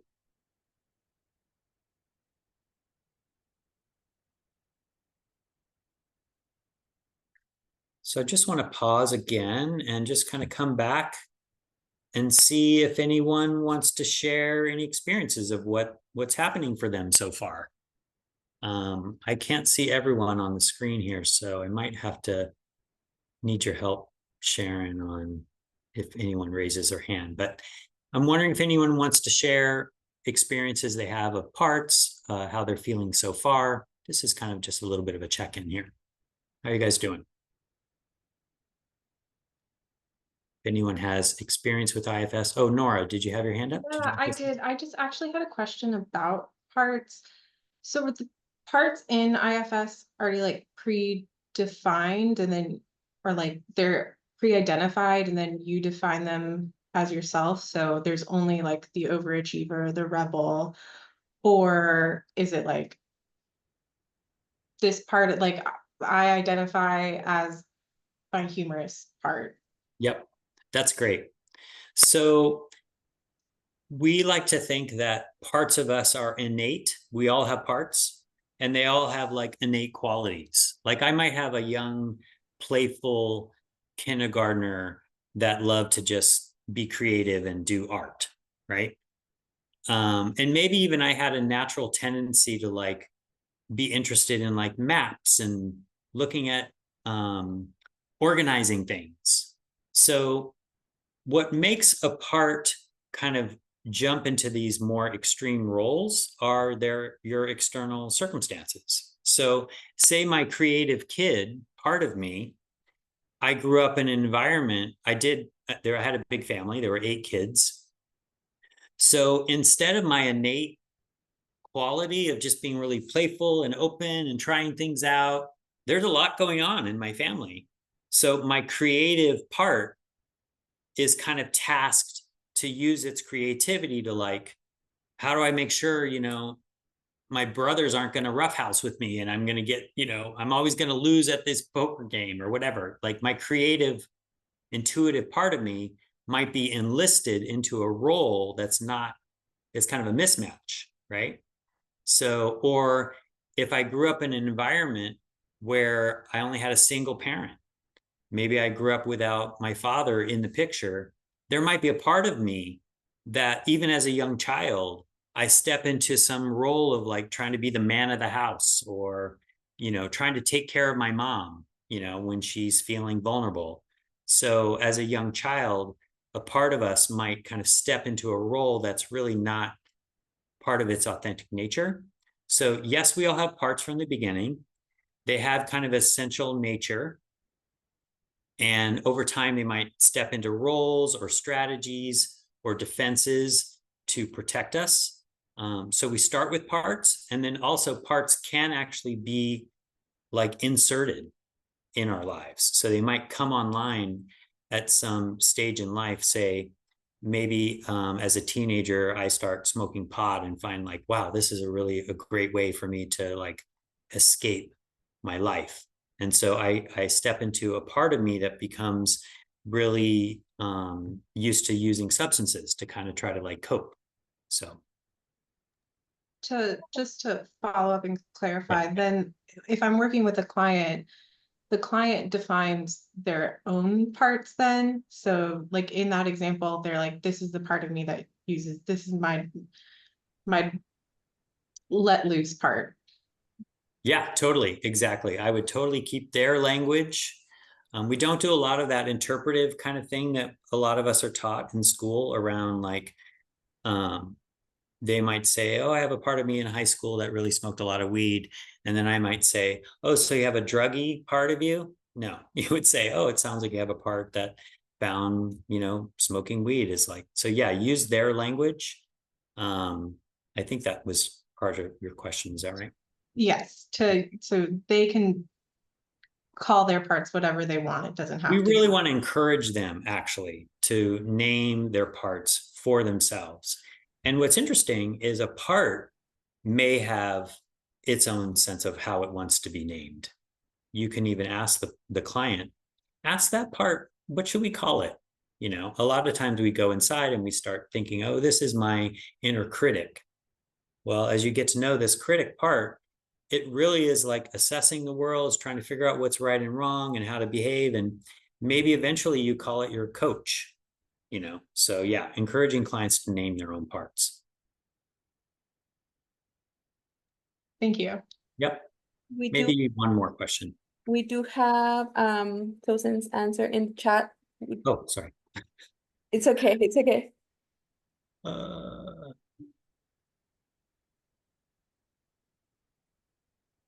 Jungian archetypes, similarities. Is that what you're talking about? Those notes? Yeah, so she was just answering to your question earlier about like what she's experiencing right now. Just Thank you. Yeah, obviously not a good multitasker. I don't have that part. Yeah, any other questions? Daniela? I'm wondering if, so you mentioned like, you know, when I was a teenager and, or when I was younger, you mentioned a lot of that in the parts as you explain the parts. And I keep thinking, I don't know why my mind goes like to the present, right? Because I think we're focusing on the self now and how that's helping all these parts, or interacting with all these parts. But my mind goes to like versions. So like when you were younger, you had this version of you, right? Of, you know, I smoked pot or whatever it was like that. Currently, that's not the case. So I'm wondering how you look at parts as far as like parts from when we were younger, not necessarily being present now, but are linked, right? Because they were a part of us somehow at some point. I don't know if that makes sense. Makes total sense. And you're right. Intuitively, you're sensing like, oh, this person, this part isn't exactly like it was before, but there's some relationship. And that relationship is this underlying kind of driving force. So for example, my pot smoker part, say I call him, I don't know, back in the 80s, we called them loadies. So I was a loadie, like I would just like chill by the locker and like super chill. Anyway, so, but that's not me now. But that part of me showed up to cope with the stress of being queer in high school.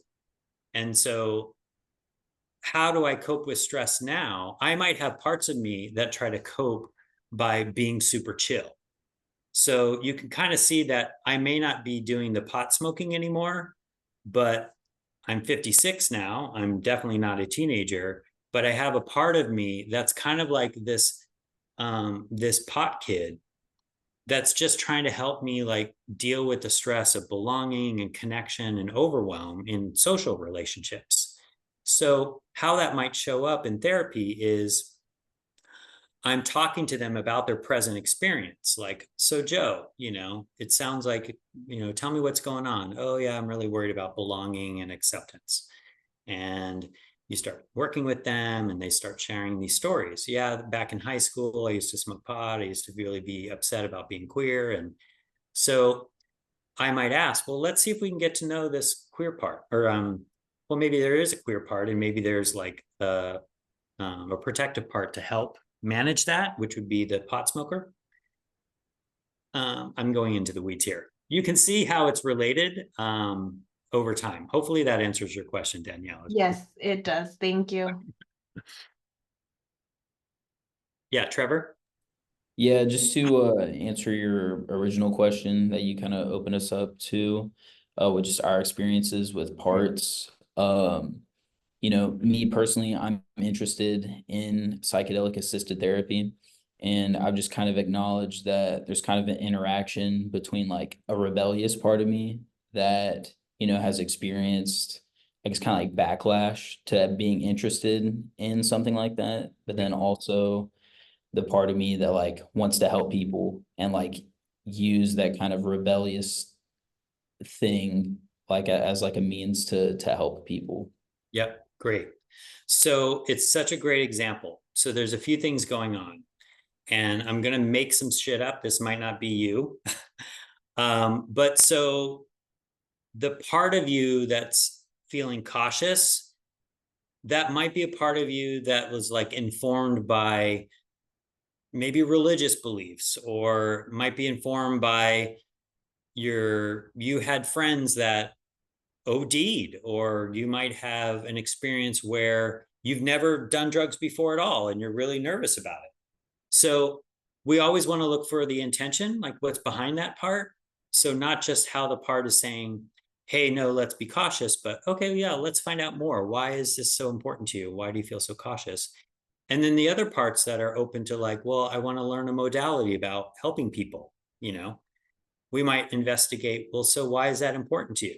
Are there experiences in your life where you had to show up and you had to be there and available to help people? So we're not just tracking maybe the polarization of parts and why they want to do certain things, but we're kind of looking underneath with the motivations and tracking that as well. Does that answer your question? Sure. Yeah. Okay, great. Maybe one more. Is it Daishia? It's Deja. Thank you Deja, for almost. yes, I'm in private practice and I hope everybody can hear me okay. I'm in private practice. I do individual, group, marriage, family, all the jazz, whatever you do in private practice. And I had a client who came in and parts of her identified as being a griever, a widow, someone who's lost their other half, just not very happy. So her job was nice enough to give her 6 AAP visits. And I'm just letting you know how it kind of pops up in therapy in real life. So by the time we were to that 6th visit, she no longer identified with those parts. And she wanted to be the survivor, or the going to groups that focus on more of the kind of celebration of that part in their life, not grief therapy, not anything attached to grief. And I think that was very impressive how she could come into session and do the work and get to that point. So that's kind of how it showed up in sessions for me. That's awesome. I love this example because you can see how maybe a current circumstance might help, or a person's internal world kind of configures around navigating and managing that experience. And then her system kind of reorganizes into this other way of being, finding strategies of like joining groups and identifying more as like a survivor. So what I would caution you, and maybe what you should all know, is that our inner world might do that. It might reconfigure and then take on another kind of identity, or a point of view, or how to see the world.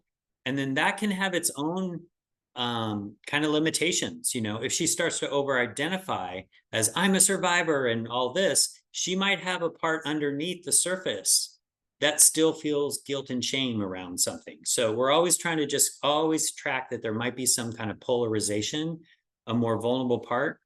But what's great about what you shared is in that process of understanding one kind of systematic structure of her inner world, she can translate those very same skills with these new parts of her, opening up space, slowing things down, having a part to self relationship, understanding their needs and goals. So it's great. We're teaching them skills to navigate their inner world. So that's great. I think we need to just kind of move on here. That's okay. Hopefully I can share my screen without any There was drama. just one question in the chat, super quick. So would it be appropriate to say that people with bipolar has a part that is depressed and a part that is manic? Would that be appropriate to describe? 100%. Yes.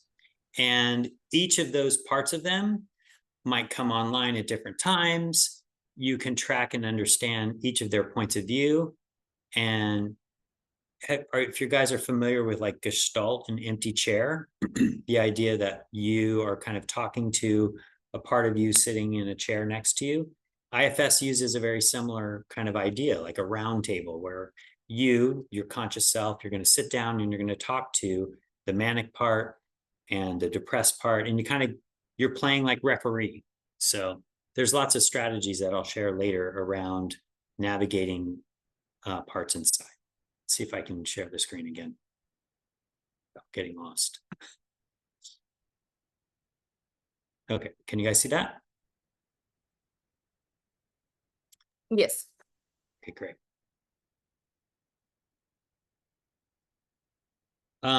So do we need a break, Sharon, or are we good?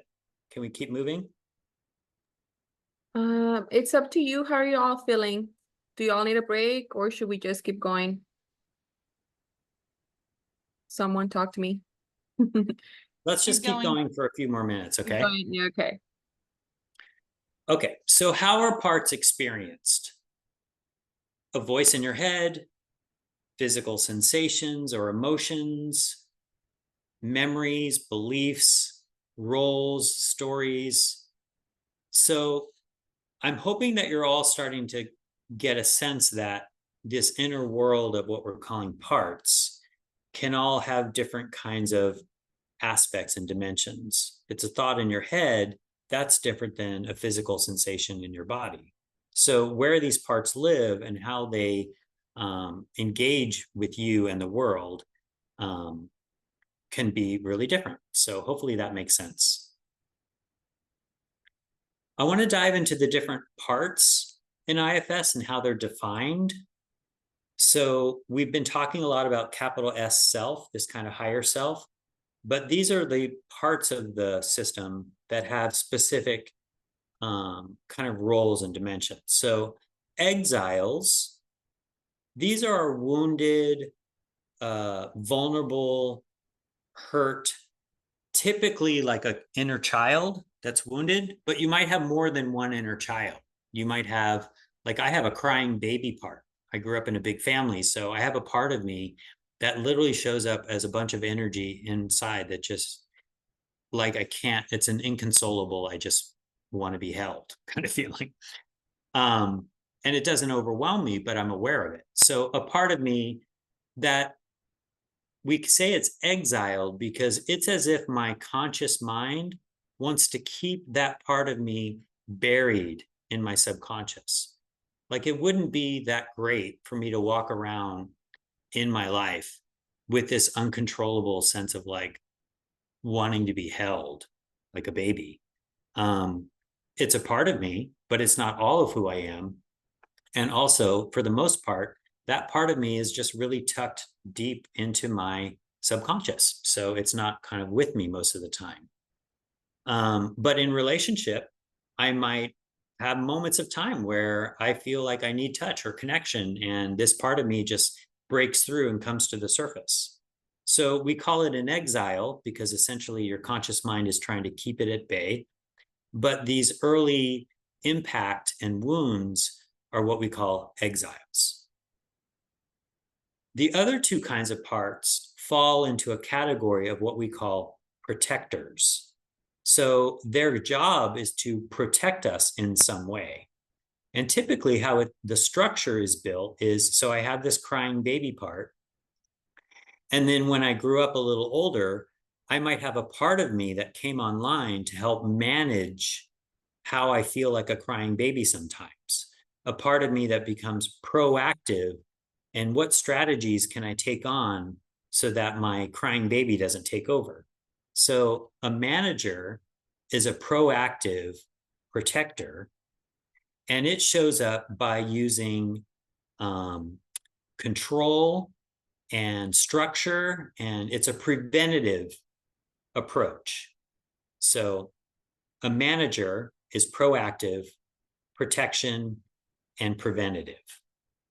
It wants to maintain function, which I misspelled, and it's preventative. A firefighter is a reactive protective part. So for example, the word firefighter, you might just kind of imagine, you know, a firefighter just runs into a building to save, you know, a baby. And he doesn't care if he's breaking windows or, you know, destroying the house, or they water the whole place down. They could really care less of the impact. All they're focused on is taking care of the wounded part of you. So a firefighter rushes in. It can be extreme. Its attempt to extinguish or subdue a painful emotion. And keep in mind that it doesn't have to be kind of a hyper aroused kind of reaction. It could also be hypoarousal, a sense of dissociation, like leaving your body, can also be a firefighter. So managers, firefighters help protect the system. Exiles are wounded, vulnerable, typically younger parts. And the protectors come online typically after the exile experience. So you have this exile experience, and then a part of you comes online to protect you. And their message from a protector usually is, I never want this to happen to me again. So what strategy can I take on to make sure my crying baby never shows up? So hopefully you can kind of start to see how these fold together. Exiles are the parts of a person representing their trauma, usually in early childhood, and they carry this pain and fear. Inner child, wounded child, a parentified child, these are kind of all examples of an exile. Again, relates to past trauma. At that point in time, they didn't have skills to respond and be in the world, so there's a lack of ability and response and skills, or the caretakers that are with them don't have parenting skills to offer and take care of them or meet and be with a child in the way that they needed. So that child might develop a part of them that comes online to kind of fill in the gap where their caretakers aren't available. And essentially, an exile holds the pain or the burdens of the past. And this word burdened is a term in IFS where we talk about how exiles carry the impact of their trauma and their experience. We call this a burden. There's a process called unburdening, which we'll talk about later, but exiles carry the burden. I'll also mention that protectors can also be burdened in some way. So here's just kind of a like vulnerable, wounded, young parts that feel and experience even nonverbal energy, emotions, the impact of their environment. Managers, I mentioned, are proactive protectors. So they're the gatekeepers. They're focused on control, stability. They want to have order in the system. So being a perfectionist, you can see as might be a strategy to like, I want to organize my world. I want to like stay on top of things. It's very proactive, because underneath that might be an exile in me. Again, growing up queer, I was like, well, I want people to think I've got it together. So you can see how my perfectionist might be a protector for an exile. Again, maintaining control, help to anticipate emotional threat or stress, regulate daily routines, and protect us from emotional pain. Problem solving, caretaking, perfectionism, proactive managing, layers of control, staying focused, attention. This idea of an overthinker, that can be a protective manager, things like that. Firefighters have a reactive protective mechanism. So they respond to triggers associated with the past trauma that kind of comes on, and we say it floods you. So if my crying baby suddenly just came online randomly and you saw me just get kind of overwhelmed and upset and I just can't stop crying, these parts can kind of take over. And then I might have a firefighter, like I do have a dissociative part of me. So I go into this upset, crying baby part. I'm overwhelmed. I'm blended with this part of me.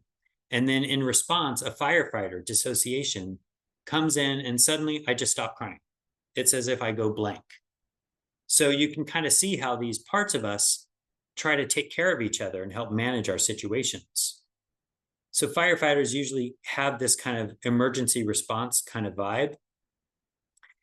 They can also show up as harmful behaviors, suicidal thinking, self-harm, drug and alcohol use. And it's useful for us to think about these parts as coping mechanisms that are just trying to help. So if I have a client who's self-harming, if I treat that like a part of them that's trying to help them in some way, maybe their self-harm is to try to take them out of extreme emotions. Maybe their suicidal thoughts are, life is so overwhelming, all I want to do is leave. So these parts have a positive intention in how they're trying to help, even if the behavior doesn't appear or isn't positive. So I want to kind of slow down around that so you can really understand that the intention of a part is a bit more important in IFS than the actual behavior. So we're always trying to pay attention to what's this part's positive intention? How is it trying to help me? So even with substance abuse or suicidality, the way parts can be extreme and in crisis or even harmful to the person, absolutely we want to help have safety. We want to help the person navigate and minimize these behaviors. That is important. I'm not saying that, but it's important for you to also understand that underneath that behavior, this person is just trying to cope and take care of themselves. It has some positive intention. The self we've been talking a lot about.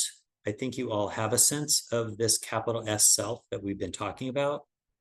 It's different than these other parts that have a job or a role or impact. Self is kind of like your conscious presence. And it has like the 8 C's: curiosity, compassion, confidence, creativity, courage, connectedness, clarity, calm. So these aren't the only definitions of self-energy, but it's 8 C's and it sounds fun. It's like a little bit of a mnemonic. I also want to mention it's the idea of experiencing this. So let me just pause what I'm saying. Just take a moment and just feel into your experience. What are you experiencing right now? You might be overwhelmed, you're paying attention, there's a part of your mind tracking this process, you're a student at this moment, you have your own work and your life outside. Just take a moment and see if you can ask your inner world to slow down.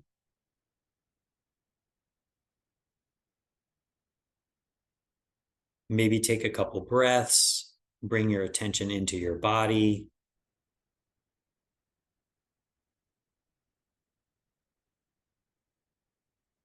And see if you can feel a sincere, like, curiosity and interest in like, I wonder what we're going to do next.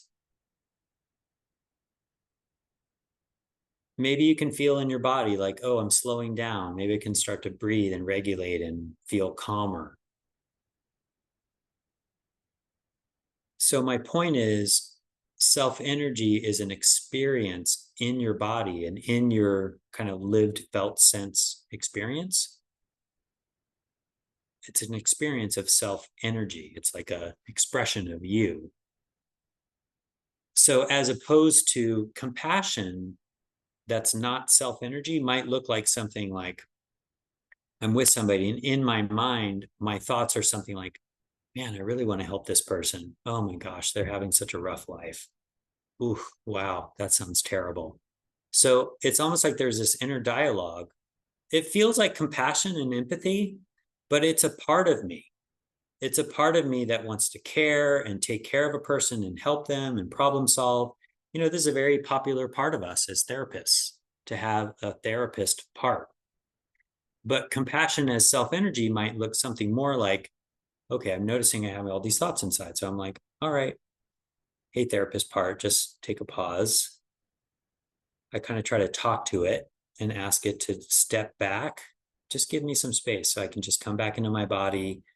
I'm going to start breathing, start feeling a sense of calm, maybe some space in my body, slowing things down, trying to come back to maybe another C word like open curiosity, or sensing and feeling that I can trust the process. I can trust my skills. I'm confident in what I'm doing.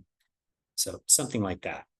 Experiencing self as a experience of energy rather than an agenda. And self-love is really important in IFS because this is what fosters our inner compassion for ourselves and other people. A sense of real, attuned presence and open-hearted awareness of who we are as beings so that we can be open and present to other people. It supports the healing process, going into our internal worlds and helping with these internal conflicts and polarizations, promoting self-awareness, and it cultivates authenticity. If I can soften all these conditioned, reactive, proactive, if I can soften all the noise in my mind, if I can soften all my physical triggers and reactions to people, I can settle into a more authentic, present me. Okay, let's pause again. So we can maybe take a break now. And There's go a ahead. question in the chat, sorry. So we can maybe just answer that one and then we'll Yep. do a break. It says, can you speak about unattached burden parts? Okay. So we've been talking as though parts of you exist inside your inner world. You might also have an experience of like, you're talking to your client and they say, oh, there's a part of me, it sounds like my dad's voice. He's always telling me, you know, I need to be perfect to be accepted or whatever. I have a lot of religious trauma, you know, as a queer kid, so it's kind of layered, but you could see that there might be a lot of religious influence and a lot of energy coming at me that it feels, my initial thought is, oh, that's my dad telling me I need to be a better person or something. So through the course of therapy, what I realize is, oh, that's actually not my dad. That's like religion. So my dad was informed by religion. Within the context of my family, we grew up and went to church, and that was part of my external experience. So religion was kind of like part of my world. Okay. So what I'm describing is what we call legacy burdens, like part of my experience, but it's being passed down. Okay. So there's legacy burdens, something that isn't innately part of my own internal system, but it is a part of my experience. And it's something that's kind of passed down over time. So that's a legacy burden. Then there's these random stuff that you kind of like feel sometimes. And in therapy, you might be talking to someone and, you know, for me as a kid growing up, I always felt like there was this shadow in my room. And in therapy, you know, trying to figure out, is that a part? I don't know. Whenever I talk to it, it just feels very spooky and scary. So you might notice that the client is relating to this kind of energy or entity in a specific way. It's as if it doesn't feel like it's part of me. It's also something that's there and I'm relating to it, but it also feels just kind of random. Like it doesn't belong to me and it doesn't make sense that it's with me in some way. And not to say that it always doesn't make sense, but an unattached burden would be an energy, an entity, some kind of aspect, dimension, or even a part. It doesn't belong to my internal world.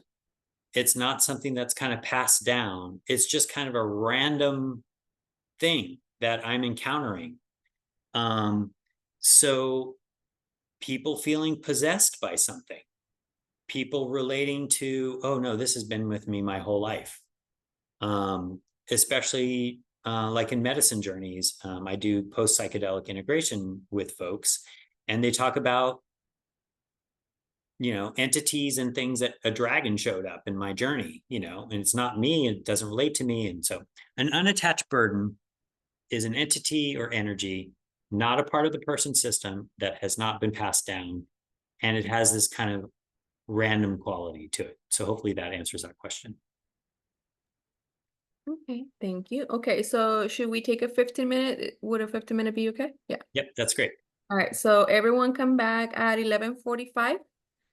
Great. I'll see you guys then. See. Oh, whoops. There we go. Thank you. Welcome back, everybody. So I want to dive back into the presentation, but I want to do some small groups. So Sharon, maybe you can help me with this. What we're going to do is I'll walk you through what it is, and then we can figure out how many people to put in each group. So let me go ahead and share the screen.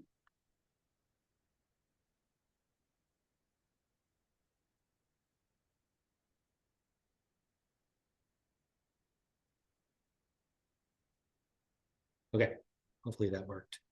So we call this a fire drill. Basically, we're pausing and we're noticing how someone triggers us. And this is an exercise from that training manual, and it's designed for a therapist to track how a client might trigger them. But we're going to use this differently today. I just want you to think about somebody who triggers you. And what we're going to do is we're going to go into small groups.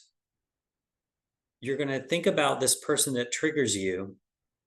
Actually, let's do this first. I'm going to have you each do this first together as a group, and then we'll put you in small groups and you can kind of talk about what you experienced. So just take a moment and just think about somebody who triggers you.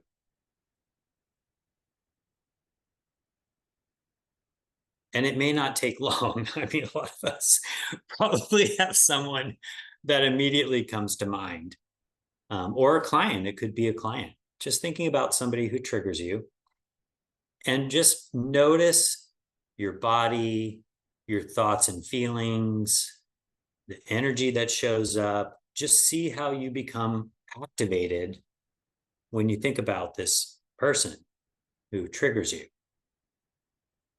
So bring them up in your mind. Now really visualize that they are there. You experience them there. And what I want you to do is imagine you're putting them inside a room. Imagine putting them into a room that has a window, a closed door.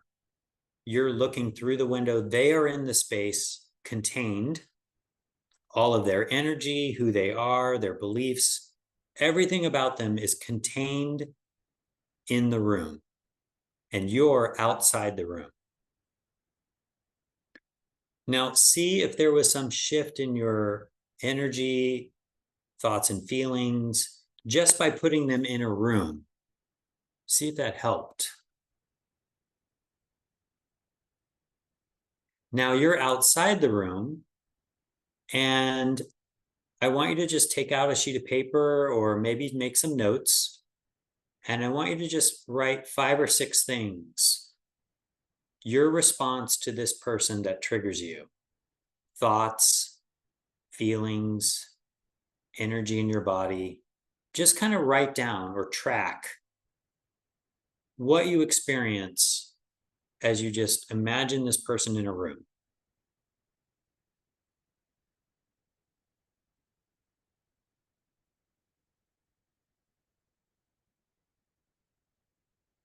So you're imagining this person in a room, you're feeling and sensing how they trigger you, and you're writing that down. Thoughts, feelings, energy in your body. Now see if you can simplify this list. Your response to this person. Simplify your list of responses in parts language. So I have a part of me that feels overwhelmed. I have a part of me that's angry, wants to hurt them. I have a part of me that wants to escape and run away. I have a part of me that shuts down. I lose my thoughts, like I dissociate or blank. I have a part that wants to confront them. Just see if you can put the list of your responses in parts language, parts of you.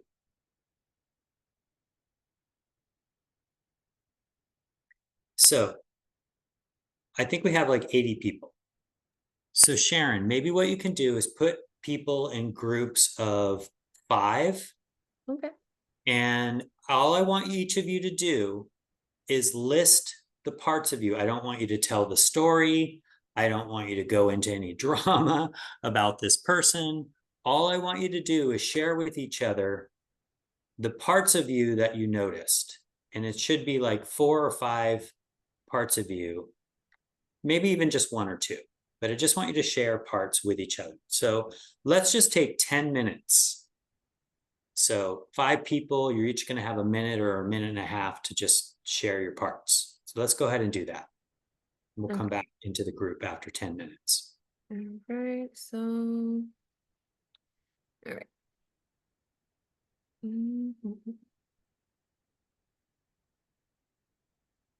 Okay. Go ahead and accept the invitation for everyone.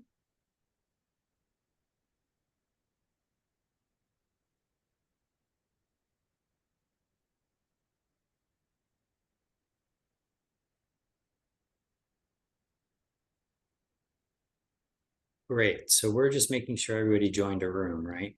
So yes, so everyone, yes. And then you should be able to see the little, Yep. okay. So if you haven't joined a room, Yeah. just click on the join link in the chat. Looks like most everybody has joined rooms. And some people might not be back, which is fine.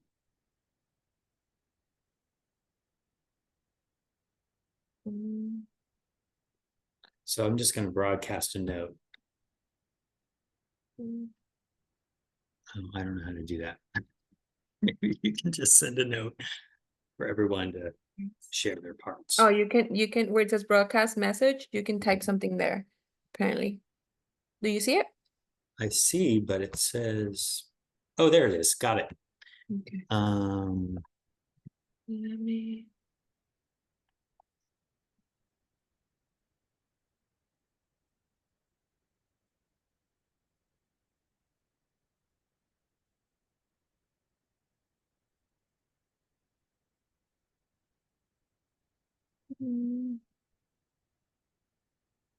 Okay, so I think it assigned us to a couple rooms also,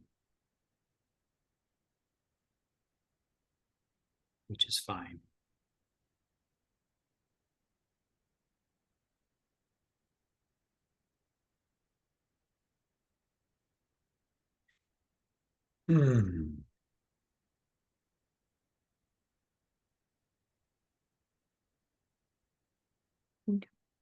Now what we can do is we can be jumping from room to room. That way, you get a sense of. Checking in. Okay. That's what we usually do. Okay, so I'll do all the even ones and you can check in on the odd ones. Okay.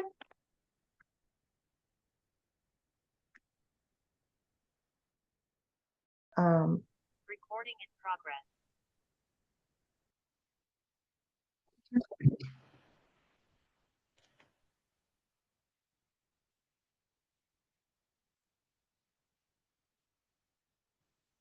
So all the break rooms are closed now. You're muted, sorry.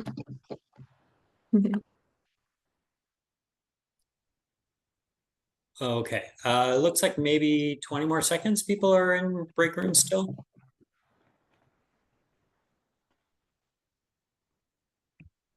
Yes, it gives them about 60 seconds before it closes Gotcha. on them. So. Okay, great. Cool. Yeah, we'll give everyone some time to make it back. In the meantime, let me get my PowerPoint set up here again.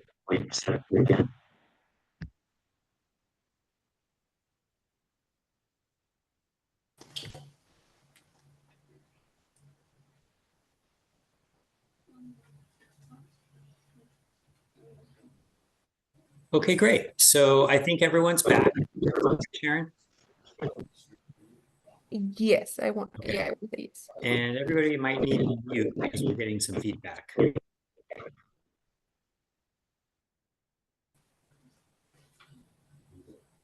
Okay, so now you have a list of your responses. I want you to take a moment and I want you to just go inside and have that person, the trigger person, in the room still. You're outside the room.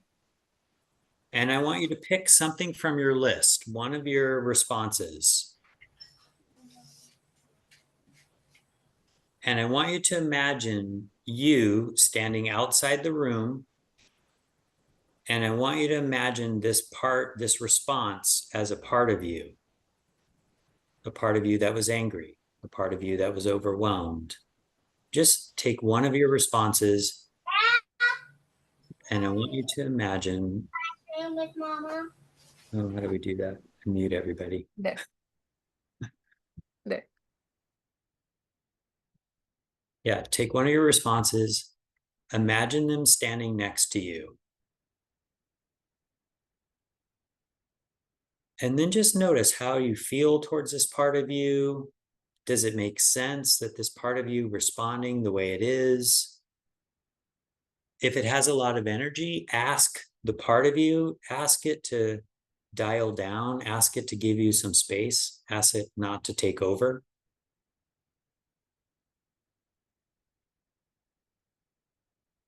So now you, the one who's asking, the one who's paying attention, the one who's seeing this part of you, you're separate from a part of you, and now you're in a dialogue. You're having a conversation, you're getting to know this part of you.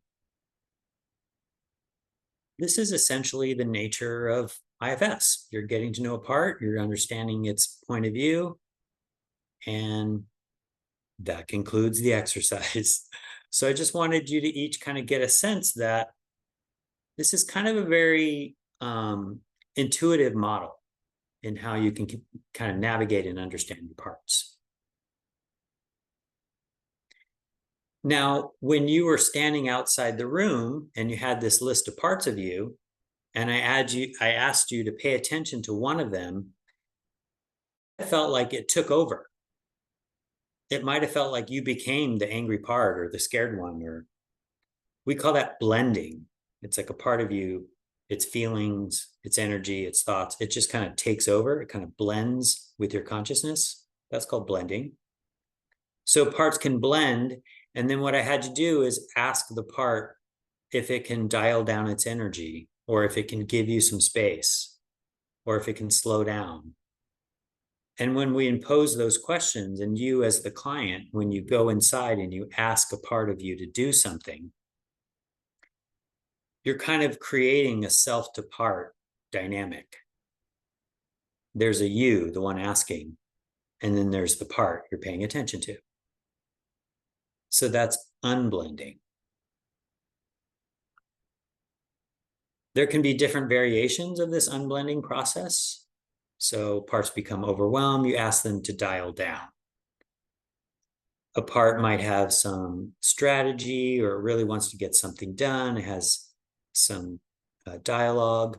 So you might use your imagination to start cultivating this dialogue. And as they're unblending, one of the skills you might use is what we just did, guided imagery and having dialogue.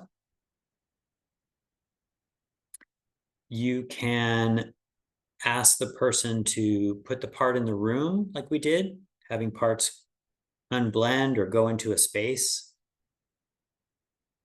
so that they can unblend. I think you all might have experienced a sense of blending, like they start to show you their thoughts and feelings. Like you still feel a little agitated. You might still feel a little scared or nervous. You might feel their energy, but they haven't taken over. So a part being blended with you a little bit is actually fine. We just don't want it to totally take over your consciousness.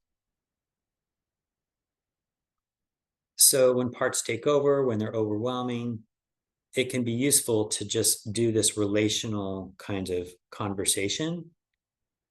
And this is like this self-regulating tool that we've been talking about. You become aware and present, and you have a conversation with a part of you, and this in some way helps you self-regulate.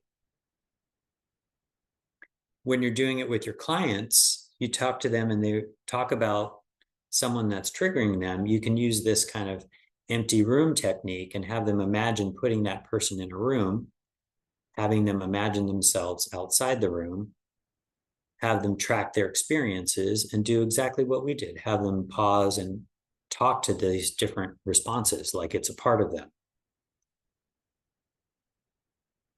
So hopefully you have a sense of blending and unblending.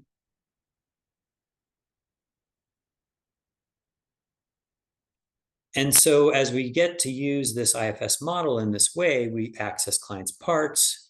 We, like in the panel at the beginning, we were assessing this client and speaking about different parts of him that were like wounded or traumatized. So assessing the problem with parts, looking for polarizations, how parts of him might be activated and working together, parts that might be in alliance, working in parallel. I shared that example of my overachiever and my rebel as a polarization, my overachiever and my perfectionist kind of working together in parallel, using parts language and the model, and, you know, being aware of the person's external system environment as well, their family or their external circumstances. So we're going to do another exercise in a minute called the 6 F's: find, focus, feel, fear, befriend, flesh out. But that tool is a way to map the person's internal world, identify parts, understand their roles and interactions. The 6 F's are almost like an interview tool where we're interviewing a part to get to know it better.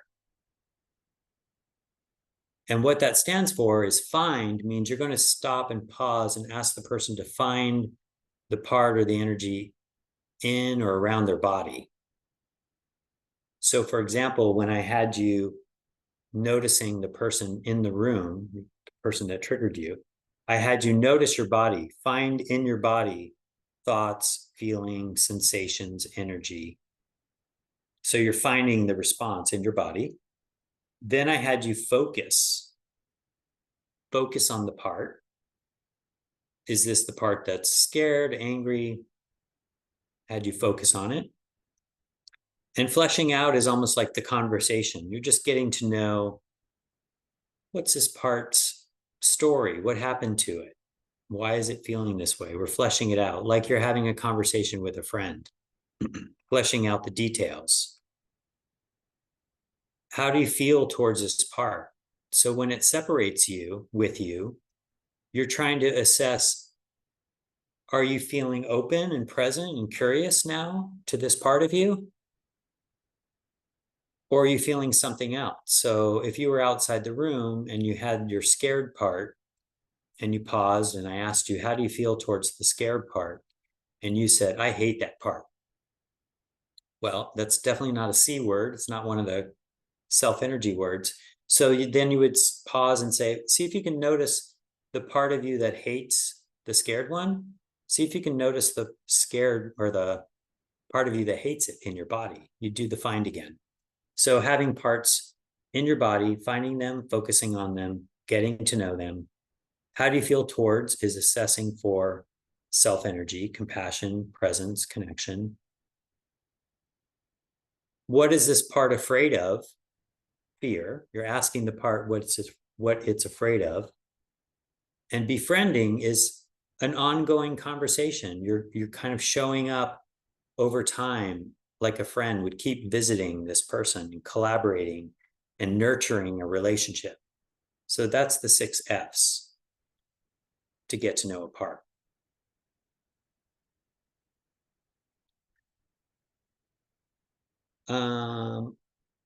For the sake of time, I'm not really sure I want to do this exercise, but just know that in that training manual, there's many exercises that are all pretty high quality, and the 6 F's is also in there.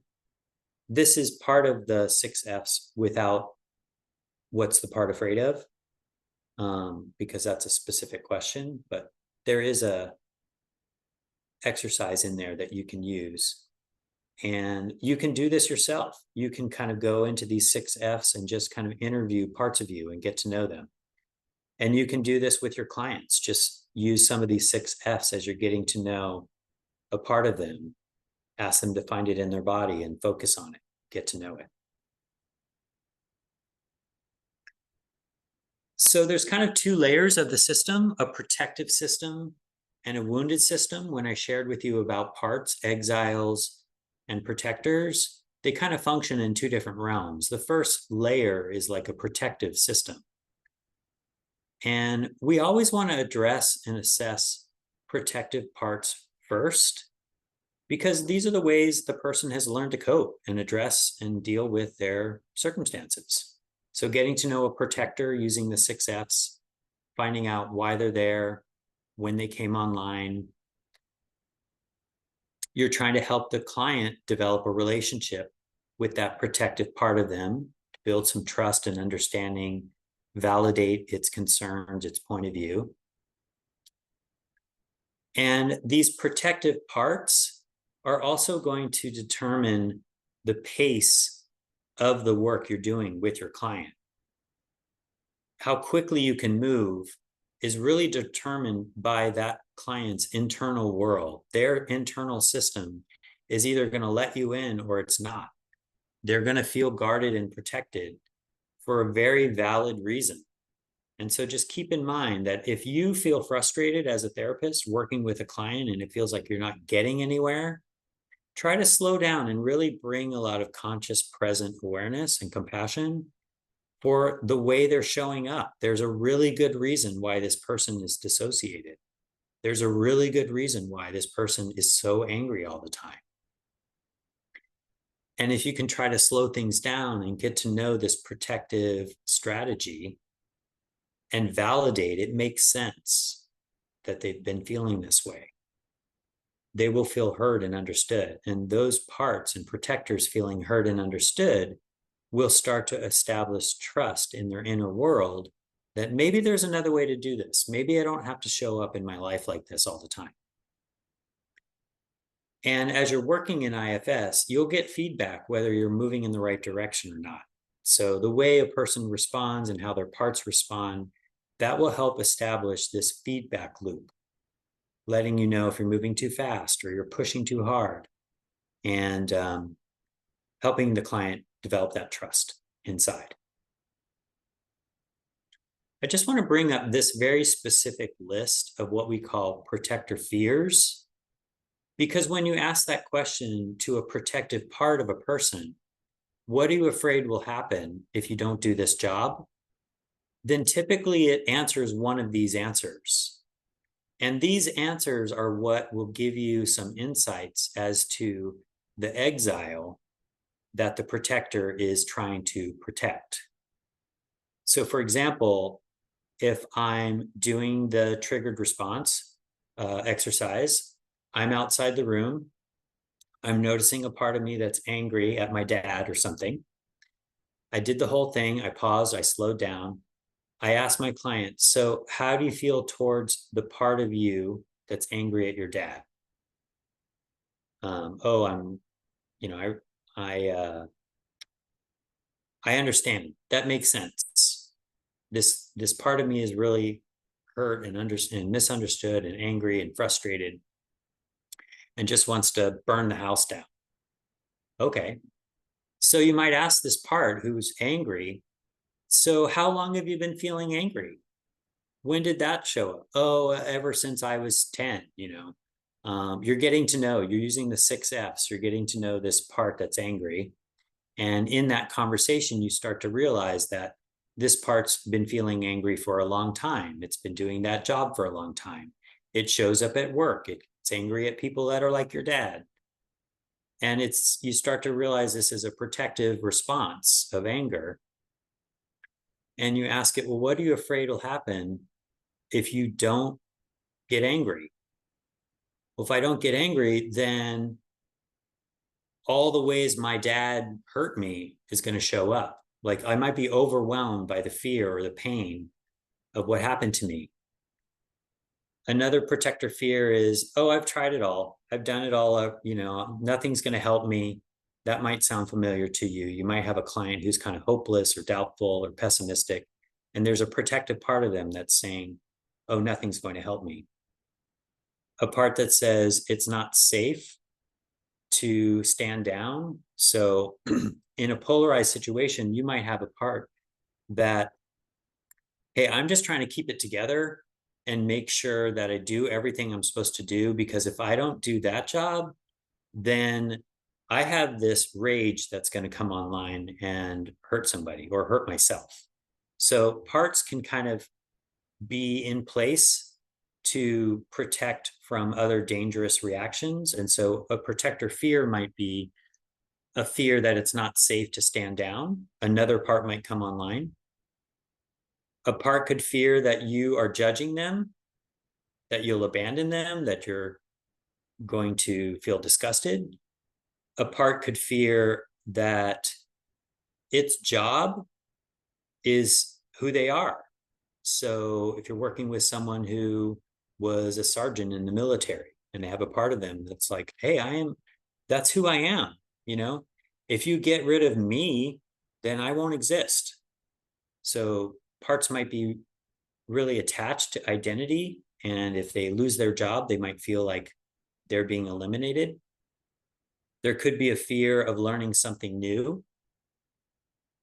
We mentioned external constraints. Something in your environment feels like if I step down, I'm afraid to step down because then I will be vulnerable, and in my external world, I'll be hurt again. My life situation is still occurring and I don't want to be vulnerable. A fear that you will be re-injured, that your trauma will happen again. And the last fear of protectors is that self-energy is dangerous. It's dangerous to be vulnerable and open and compassionate and present. I want to pause again and just check in to see where we are. Any questions so far? Looks like we have about 40 minutes. There is a question in the chat. Let me find it. Well, they were also wondering if we were gonna be able to share the PowerPoint with them. Let me see. Yes. Okay. So if you're all interested in the PowerPoint, you can just email me and I will email it to you all. Remind me, Sharon, I'll send you the updated one I edited. Okay. Okay, someone said, at some point, can you speak to if a client has a hard time finding where the part lives within their body, like this connection with internal feelings? And someone else asked, is this trying to say each part has its protective part? Yeah, gotcha. So earlier in the discussion, I was talking about top down and bottom up. So you might have a client who is literally just kind of like an overthinker. Like I was like this, and maybe to some extent I still am. I'm very much a cognitive thinker. I'm an overthinker. So, a client like that might not feel in touch with their body. So if they have a hard time doing that, first of all, try to sense and feel that that's not a problem. Allow the person to protect and be in themselves in whatever way they need to. So first of all, just try to allow that to be okay. Oh, it sounds like you have a lot of thoughts about that, or it sounds like you're in your head a bit. Yeah, that's just how I am. And I mean, clients might even say, I just don't even feel like I can feel my body. So you might investigate, first of all, well, how has that been helpful to just kind of think your way through life? And if you're doing a more of self-depart and you have them in this kind of internal meditative state or present state, you might have them ask. So ask your overthinker, how is it trying to help you? Ask your overthinker, how long has it been doing that job? Why is it so important to stay in your head? So the first response is finding out more about how and why the person is organized that way. finding out more about and assuming that this is maybe some protective mechanism or way that they are taking care of themselves. And you really want to validate each of their protectors as doing what they need to do to keep them safe.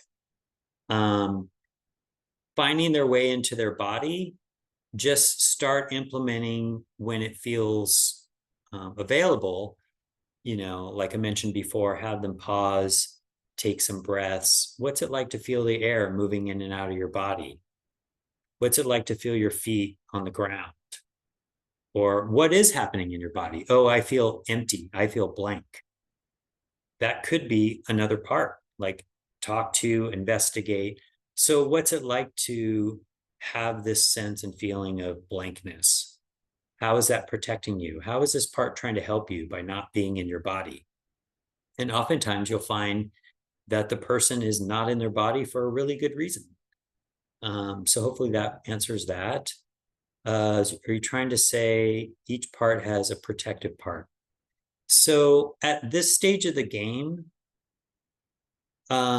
use the 6 Fs to find out more about this part, what it's doing, how it's showing up, why it does what it does, how long it's been around. And in that 6 Fs process, you'll start to learn why it's there, how it came about.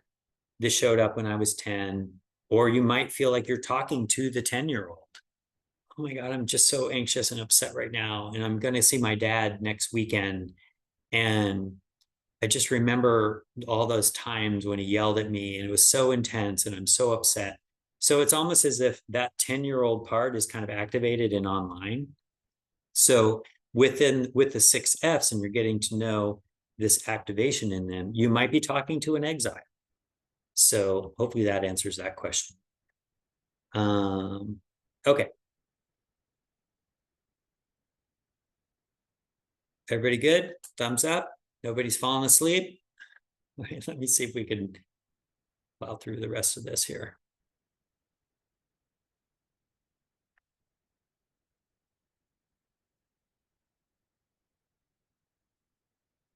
Okay.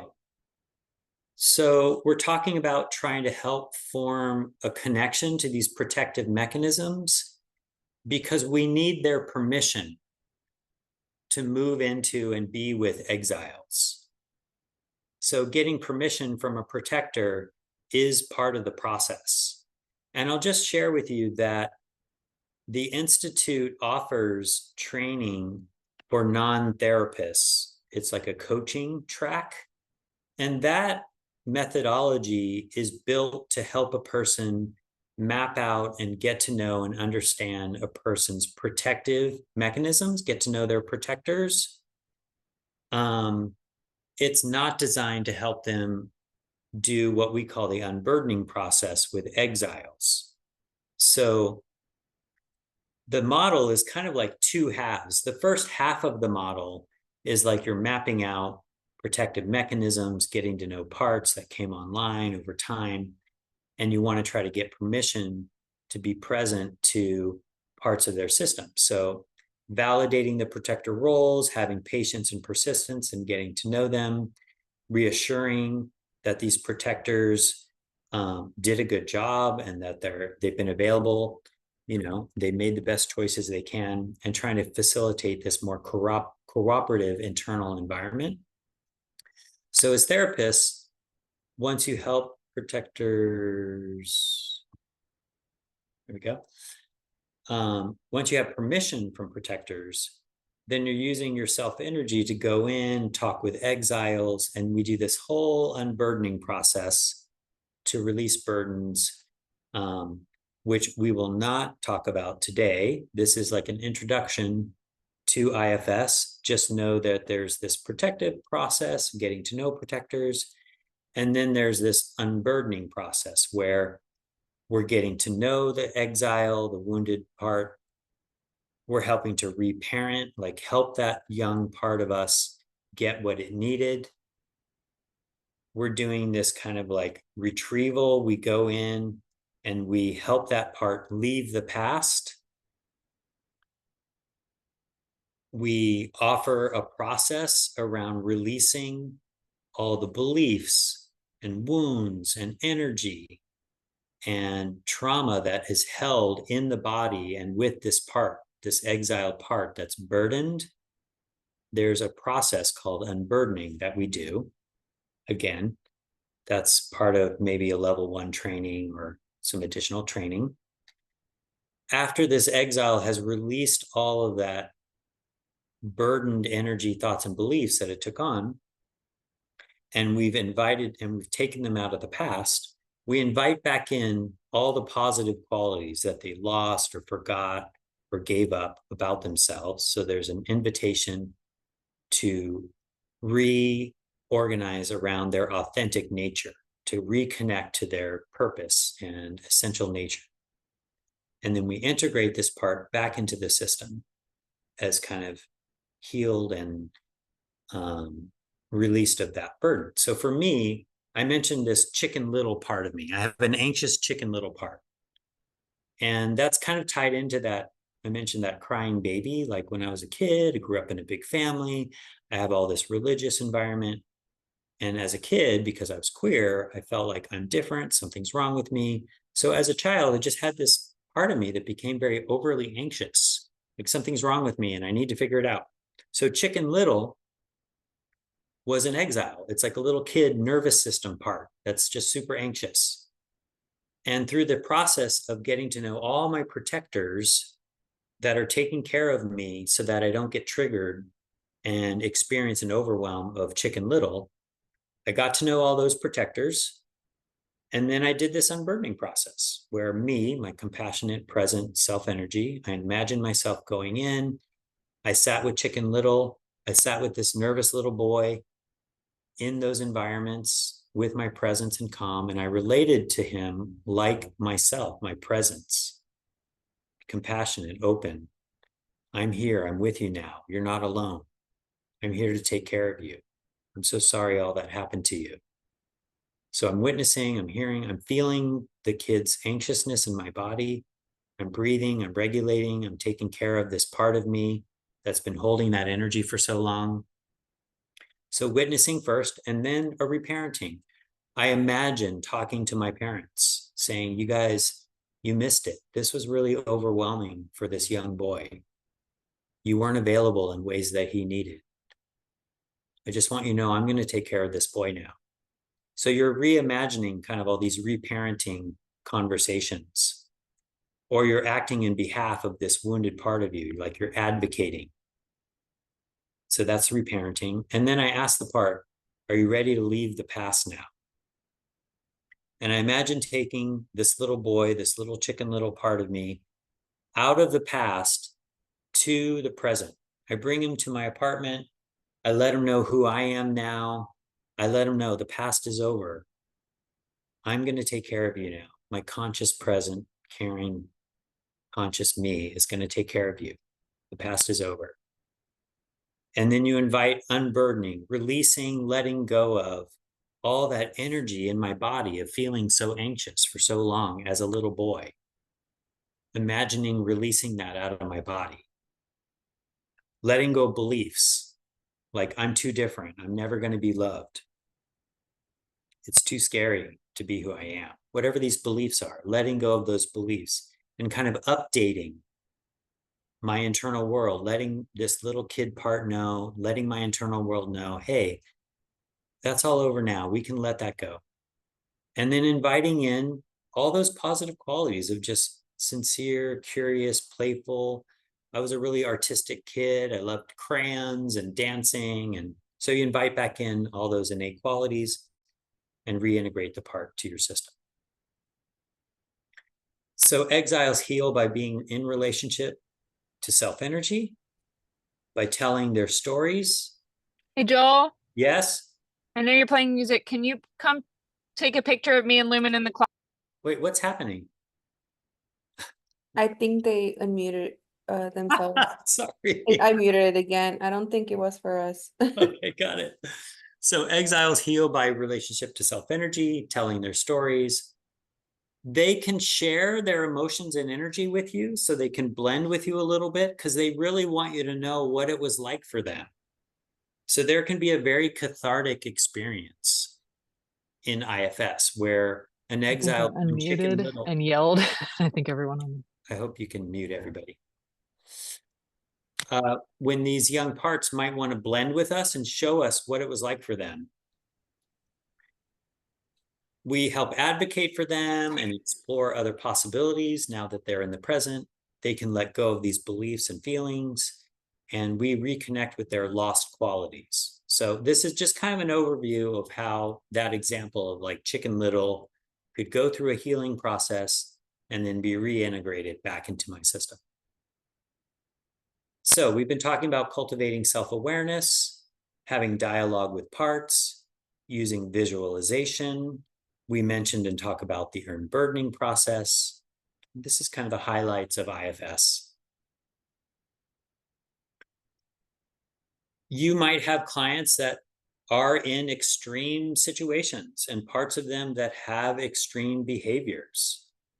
So you'll have a copy of this PowerPoint, and you can just use this as a reference that you might start to get to know people that come into your practice with a diagnosis. I mean, we are a non-pathologizing kind of model. We don't really use these labels in particular.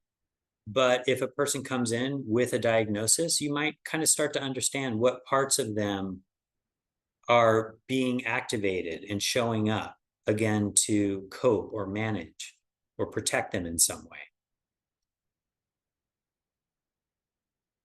We used in this idea of imagining this room. You could also imagine them walking down a path and getting to know different parts of them. We use your imagination and introspection when we do the unburdening process, and we have a person imagine themselves going back in time to be and witness and be with an exile in the unburdening process. We imagine bringing the part out of the past, this retrieval process. We imagine them with us in the present moment. It's the future for them, but we're bringing a part back into the present. You can imagine working with more than one part, that polarization idea where you have different parts of you with different points of view. You can imagine talking to one part and then talking to another part. So working with more than one part at a time. Imagining confronting abusers or significant others or people in relationship that have harmed us or caused trauma. Helping a client to imagine having a conversation from a place of resourced, calm, present self-energy rather than being blended with a part. And using introspection and imagining techniques for inviting in self-energy and presence. A horizon of healing, a healing place, something like that. If a person has a challenge imagining things, they can write things down. I had you make a list of your parts. I had to make a list of your responses and reactions.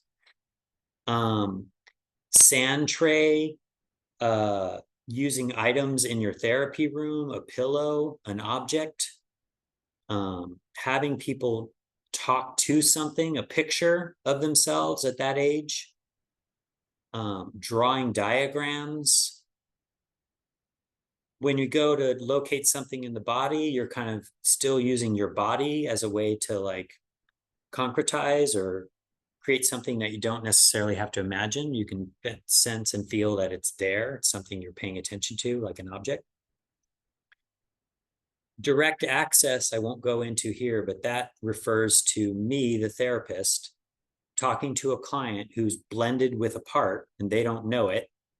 And I just know that I'm talking to a part. I'm addressing that individual and their part without having them try to go inside and slow down and do their own self-to-part relationship. I'm relating to them in this direct way.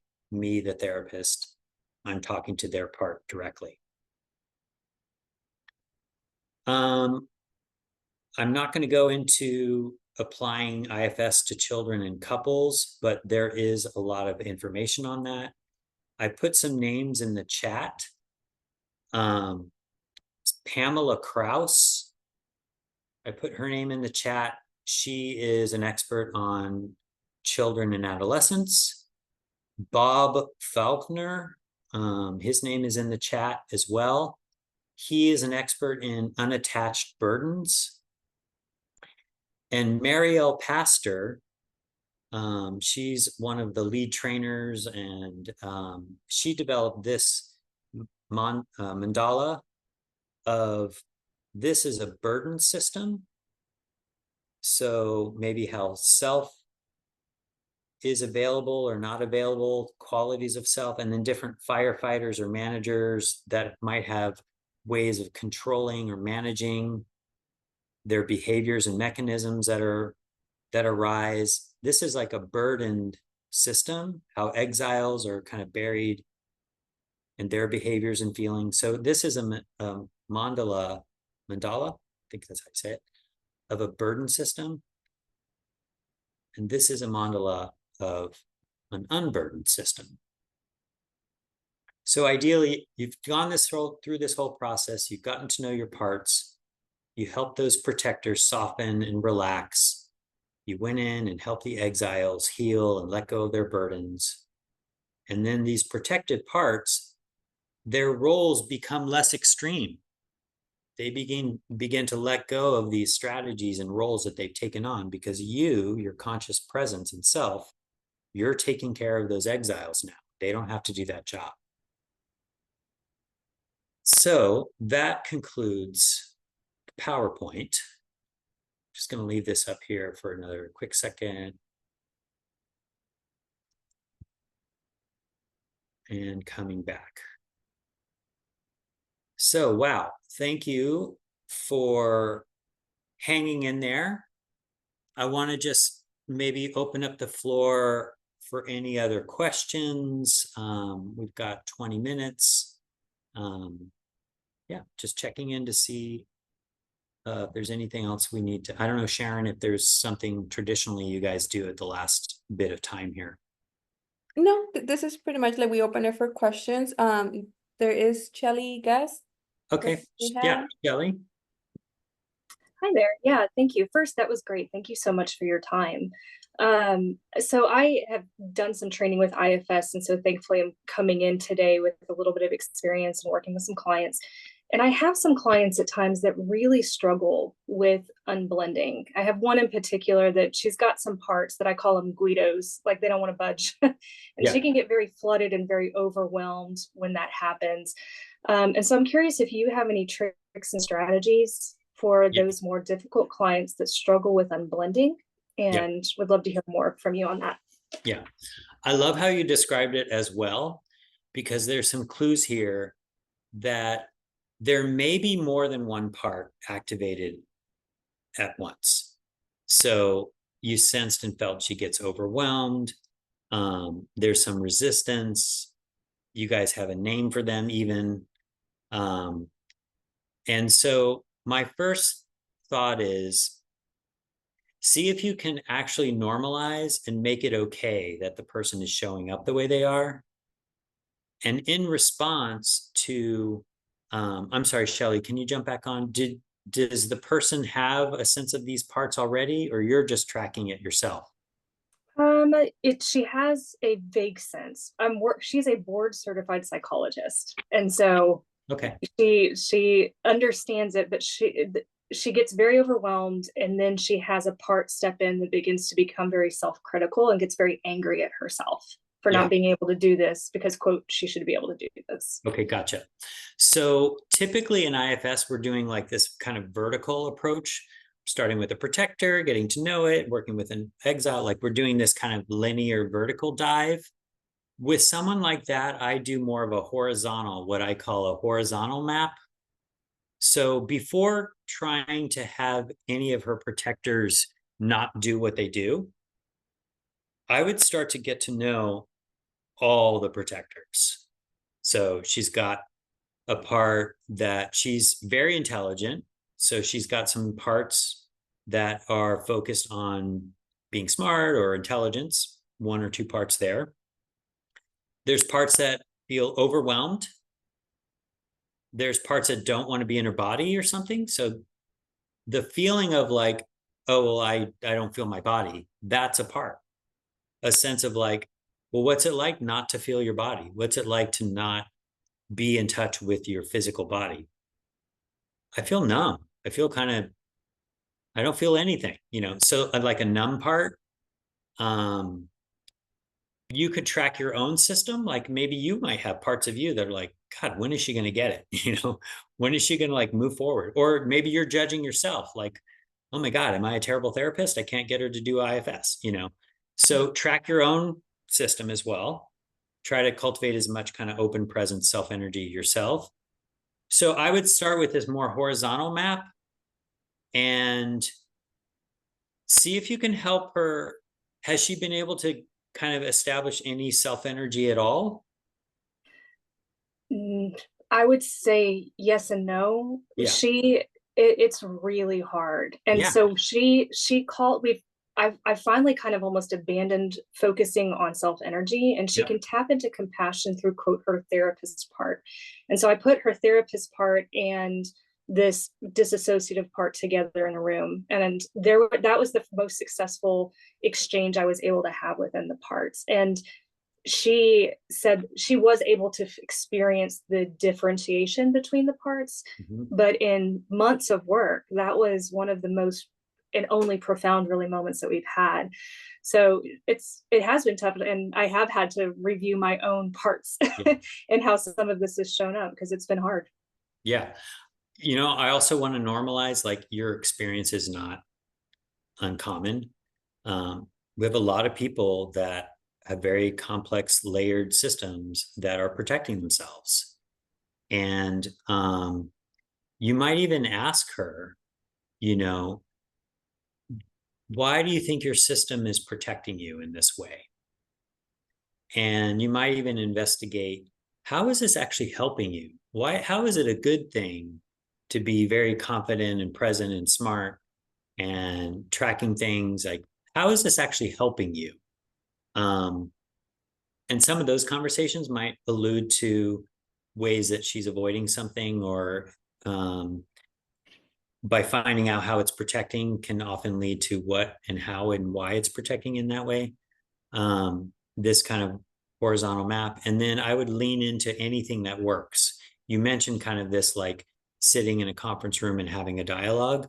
So some of those mechanisms of like empty chair or having a conference room. Sometimes I have people imagine sitting around a campfire and just invite whoever wants to show up. I just want you to imagine you're sitting down in a circle around a fire and just see who's here, you know. So I would say it sounds like you're doing what you should be. It's very common for it to take time for clients' parts to open up. So I don't think you're doing anything wrong necessarily, but those are some ideas. Thank you. I appreciate that.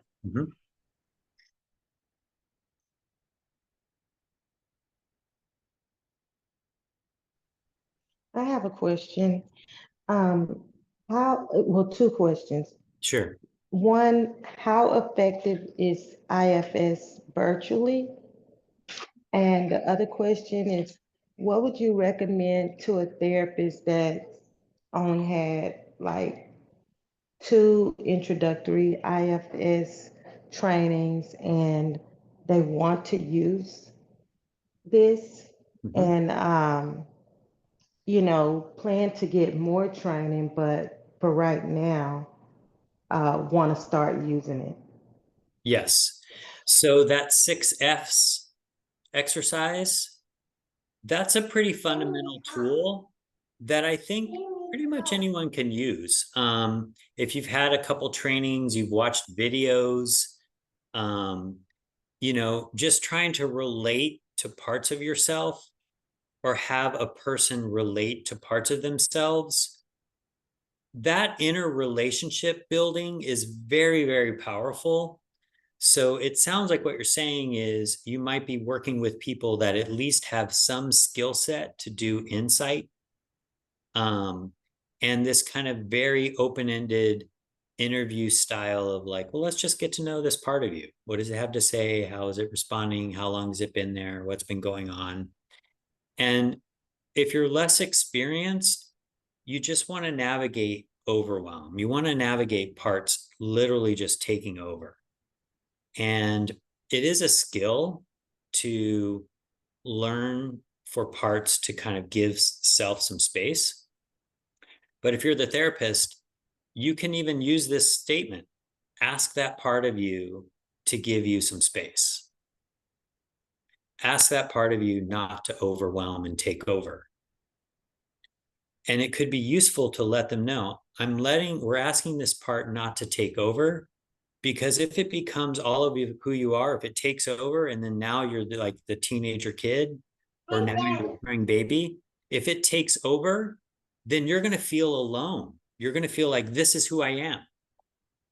And if it dials back and gives you some space, then you're conscious, present, I'm here with you, I'm really interested in who you are. That aspect of you, your self-energy, if there's room for your self-energy to be online, then this part of you, even if it's overwhelmed and has a lot of energy, it won't feel alone.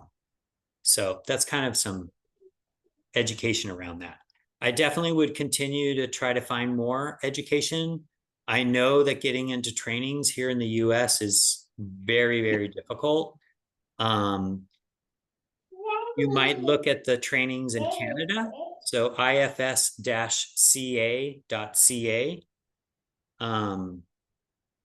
They have a stepping stones program, which is very high quality for therapists. Like I said, there is a coaching track, which might be easier to get into. I think it's a couple $1,000. My number one recommendation on how to learn IFS is to get IFS yourself. If you can go inside and understand and track your internal world and understand how you're put together and designed, and you have a felt sense of what self-energy is, you have a felt sense of like what your protectors are and what it's like to be like overwhelmed and have them online, that's the best education you can get, is to get as much IFS therapy you can yourself. And there's also lots of videos and apps even, so that you can do IFS yourself. You can, I think there's some Facebook groups with some IFS apps and tools where you can just have this app ask you questions about your parts. So just some ideas there. There's a few. Okay, I like all of those suggestions. Thank you. You're welcome. And the virtual part? Oh, yeah. Oh, doing it virtually. I am fully virtual. IFS can be done virtually. I would say it takes a certain level of skill for you as a therapist to be able to really have all your internal world step back. Because in this kind of dynamic, you're going to feel my energy. If I show up like this and I'm like talking to you and I'm really just like, you know, I'm in all my parts, you're going to kind of experience that. And an in-person situation is probably a little more forgiving. A virtual online situation can magnify your parts as a therapist. So it's not impossible. I know a lot of people that do it. The trick is navigating your own system so that you can really feel settled, calm, open, present, available. So it could work that way. Okay, thank you so much. You're welcome. There are a few questions in the chat. Okay, let me see if I can look at them. So therapists I recommend, go to the ifsinstitute.org website, and all the practitioners that have been trained for level 1, level 2, and level 3 are all listed in Find a Practitioner. So one resource is to go to the IFS website and look at practitioners and sort who's available. A lot of therapists are limited to their own state. So keep that in mind. Not all of them take insurance. But that's a good place to start, is to go to the IFS Institute website. Message boards, Facebook pages. I think they have like an IFS public enthusiasts Facebook page. Yeah, just getting online and asking people in the therapy world, asking therapists. Here in Austin, we have a listserv of therapists that we're all in a network of conversation. So if I have a client that's looking for a therapist, I go in there and I say, hey, I have a 30-year-old, working with some addiction issues. Does anyone have space? So asking therapists if they know someone that does IFS or if they're connected to some of those networks is a good place to go. Which IFS apps would you recommend? So Sharon, how about in the follow-up, if you ask me to look that up, I will include the apps that I know of. One is called Centaur, Centaur, I believe. That's a pretty good one. Michelle Glass, who wrote the book Parts Meditation, Daily Parts Meditation, actually was an advisor for that app. There's a couple others I think it's called IFS Guide or something like that. Also has an app. Able to watch the replay of this presentation? Yes. So the school will have a recorded presentation, which will be available. That's open to the public, which you can share. Talk about using IFS with autistic clients. Okay. Again, using this model in certain levels is possible. A client's ability to navigate their inner world and do this self-to-part relationship thing, it's a skill that a person may have varying degrees of ability. So with autistic clients, you can get to know the parts of their personality and dimensions of them that are kind of helping them navigate their lives and understand their world. And you could be the therapist just using the 6 F's about what's it like to be you? What's it like? What are you thinking about today? What's important to you? Have you thought this way for a while? When did you start seeing things in this way? You can kind of do this interview 6 F's kind of thing with really anyone. An autistic person or someone with a more challenging mental health kind of design, there may be some limitations as to the level of use of IFS and getting to parts and unburdening them and things like that.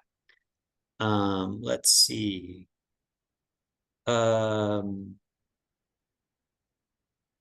Life coaches that are certified.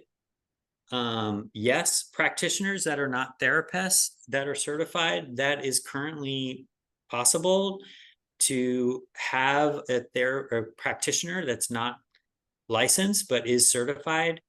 The Institute is no longer certifying non-licensed individuals in IFS. So I was a coach for many years before I got my LPC, and was a certified IFS practitioner as a coach. There are coaching tracks, but you wouldn't be able to be certified as an IFS therapist. But there are very high quality coaches out there and certified practitioners that are not therapists. So I'll just give a heads up for that. The website for the recording, the school will have that. Sharon will have that. If you are just a member of the community, I'll find a way to post that, probably on my website or something. Yeah, so in our we already posted the link, and you can find there the link. So we usually upload it to YouTube, and then you can find the link of YouTube through our website. So, Okay. or you can just probably go through YouTube, but we usually call it like IFS training, Tex-Chip, Tamucc, and you could probably find it like that as well. Or you can just go to our website and it should be there as well. IFS and mind grades. So IFS, we view stuff going on in the body as potentially part related and biology. So if this migraine is a consistent response to some stimulus, is this a migraine that happens in certain situations or scenarios, or after a certain number of days where I'm under a lot of stress? Like, is there some kind of pattern to what's triggering the migraine? You can investigate it like a part. You can pause, slow down, have the person calm, present, open, ask the migraine, why are you here? You know, you can interview a migraine. So it may not sound logical, which is kind of the beauty of IFS, is it's a very kind of like just staying present to what is available. Kind of in Jungian psychology, a lot of our parts and archetypal kind of sub-personalities, it's like a dream language. It's like I'm talking to the warrior inside of me, or I'm talking to, you know, Mother Nature, or Divine Mother, or, you know, it can be very archetypal. So I like to think of it as a dream language, that anything that I'm experiencing is a metaphor. It is just an expression of something. And if I pause and I slow down and I get curious enough and sincerely interested enough in, like, what do you have to show me? What is it that you want me to know? And I listen for an answer, and I'm really present to anything that's with me, then that is a way to use the model. It is very Gestalt-like. This idea of a relational, I'm the one speaking to a part of me. What's unique about IFS and like Gestalt, for example, is we kind of take it a few steps further. This personal me, the one that's paying attention, my conscious presence, I'm not just like an observer.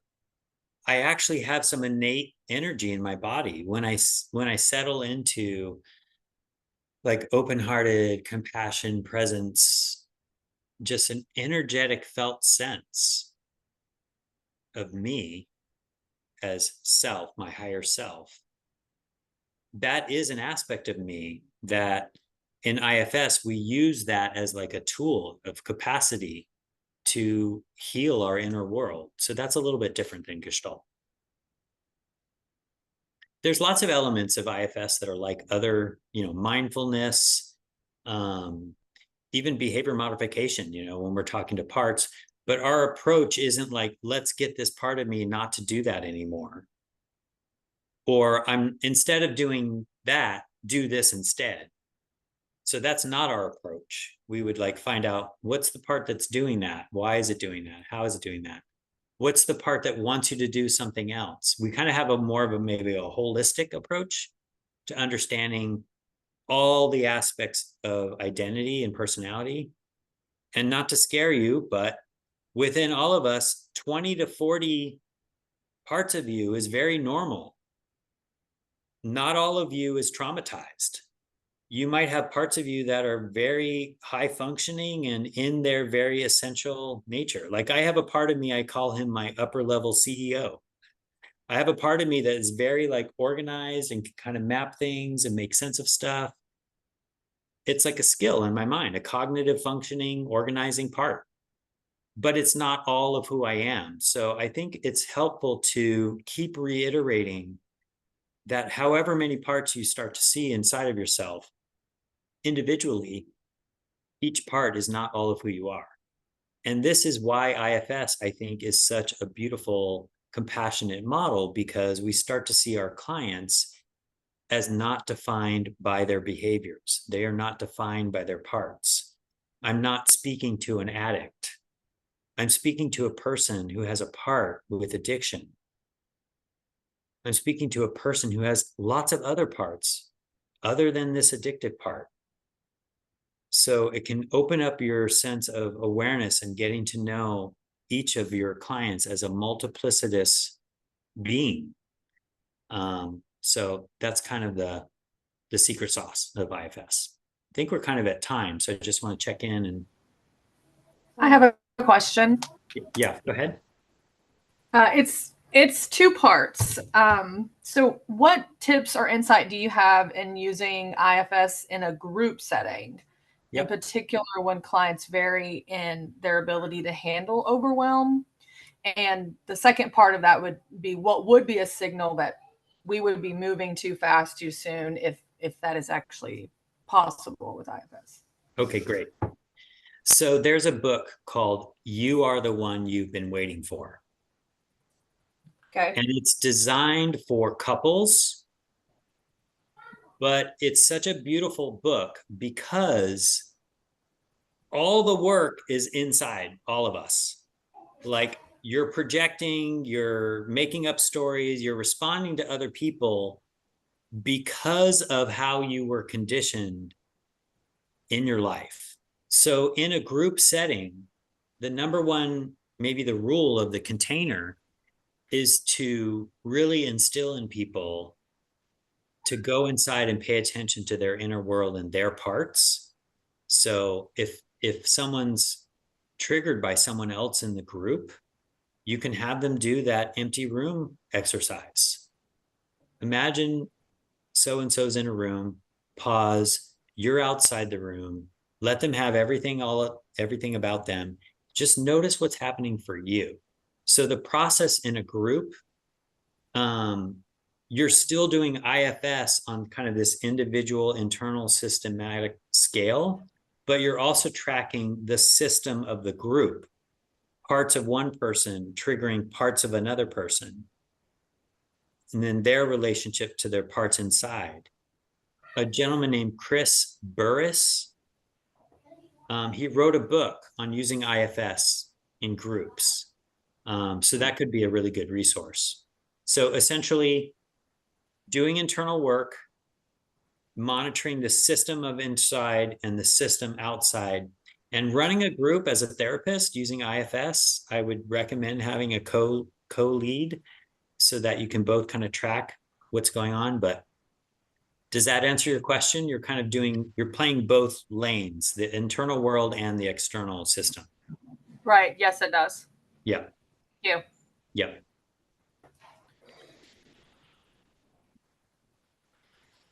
So Sharon, can you just let us know, or let me know, is there another question here? Clients a little unsure about parts language, start using empty chair, sneaking in IFS when you can. That is great. I mean, honestly, meditation practices, see if you can pause, notice, go inside, notice your thoughts, notice your feelings, notice your body. What are you noticing?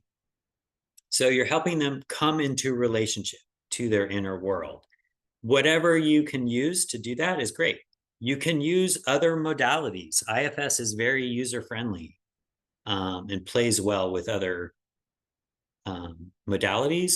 But if you're going to use IFS, you should just be very intentional and clear around what tools you're using and why you're using them and what your intention is and that sort of thing. But yeah, empty chair, gestalt, meditation, even narrative therapy, like having the person write out the story of their lives.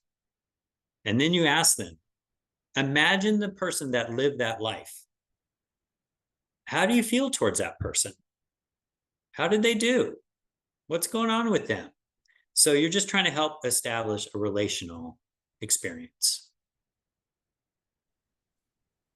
So, if anyone else has a question, we can spare like up to maybe 10 minutes if needed, and if you're okay with that. And if there's no more any questions, we can already finish the training part of it. Yeah. I feel pretty complete with what I've shared. Thank you all so much for taking some time to come and be here. Hopefully you learned something about yourself. Hopefully you had a little taste of like going inside and being in your inner world and understanding yourself as multiplicitous. But yeah, thank you all for joining us. Thank you, Joey. It was really, really informational. That's great. Okay, so for the next part, those of you who are here for CEs, we won't be offering CEs for the next part of this training. Nonetheless, you are welcome to stay if you would like. So for now, let's take a little break. Come back at 1:15 for the last part of the training. Yeah, thank you, Joe. You're welcome to stay as well.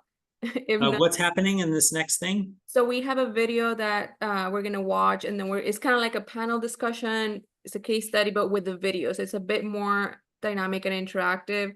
And so yeah, so for that one, there's no CEs, but it's still a discussion-based kind of activity. Okay. Yes. And Texas students, y'all have to stay. Yes, Tex-Chip students are required to stay. And how long is that portion? So it's all the way till 2 p.m. So about About 45 another minutes. hour-ish. Okay, great. Yeah, I'll come back and hang out with you guys. Okay. Awesome. See you all in a bit. Okay, thanks. Hey. There it is. I'll just mention that. So Sharon, I just emailed you the Texas intro PowerPoint slides that you can share. And then in the chat, I put the 2 apps, Centaur and IFS Guide. I put a link to Chris Burris's book on circles using IFS groups. PESI is also a great resource for additional training for people. And then I recopied Pam Krause and Bob Falconer and Mario Pastor. So when you maybe do a follow-up with folks, if you could just send them all that info as well, that'd be great. Okay, let me copy and paste it already. Okay, yeah, so then I will be sending you all the PowerPoint. I know I already received several emails asking for it. Just bear with us. We're receiving like emails right now, me and Get in your hot little hands. Give me that PowerPoint. so for sure, if we don't get to do it this weekend, for sure early next week, we will be sending CEs and PowerPoints and all the beautiful things that we are getting from this training. So for now, we're gonna jump into the virtual simulation. But do you already have the privileges? Yes, right? So I logged out briefly around 10 o'clock. If you could give me the privileges again. And for those of you all who emailed both myself and Sharon, I've already started to send you the CEU feedback form, whoever hung back.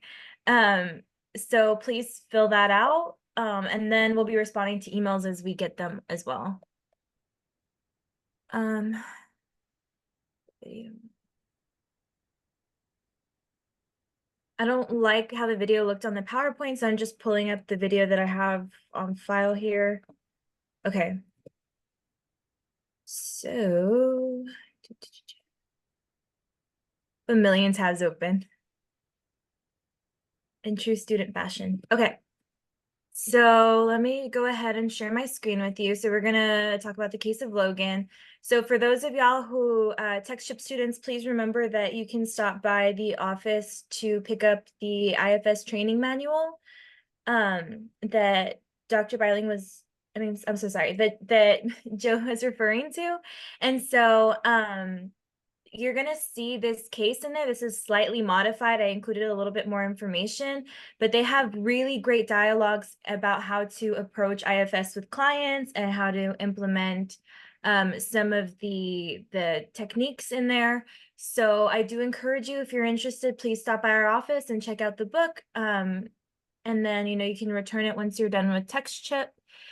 And so, yeah, we're just gonna go ahead and get started.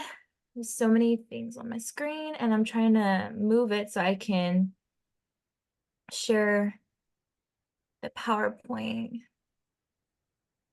Okay. There we go. That's the button I'm looking for. And let me move stuff around my screen. Okay, so we're going to be watching about 7 minutes of the case of Logan. Again, if you already have the book, you probably saw this in there, but I'm going to give you some background information, and there's a little bit of modifications in there as well. Let me see. So this is the presenting problem. Logan is a 19-year-old college student who identifies as Latinx. Logan is very close with her family and has identified them as a big support in her life. Logan's parents have encouraged her to seek counseling due to overwhelming feelings of stress and quote unquote feeling sick all of the time. This includes symptoms such as heart racing, fatigue, and stomach problems. Logan has never been to counseling before. Logan states that she is experiencing relationship concerns with her boyfriend, saying we fight all the time. She attributes this to her stress at school and the fact that he continually tries to help her but finds it annoying. Logan does not have a history of anxiety or depressive disorders. She states that anxiety symptoms began to manifest when she started college. A little bit more background. So this is the first time that you meet with Logan at the University Counseling Center, and she's a bit hesitant to begin counseling because she doesn't want to know something is wrong with her. She's curious about your approach to counseling and wants to know more about IFS. All right, so that's where we're gonna start. And this is the video, but I don't like the way it looks on here, so I'm gonna stop share really quick, and I'm gonna pull up this one. It's on my media. I'm gonna share the sound. Please, for this video, turn your volume up all of the way. I noticed that it was kind of hard to hear some points, so the parts where it's kind of harder to hear, I'm gonna pause the video and just reiterate what was said, okay? And if at any time you want me to pause or have a question, just raise your hand or something and I'll be able to see it. Or like the virtual raising your hand. Okay, so we're gonna share this one. It's only about 7 minutes long. It's not long at all.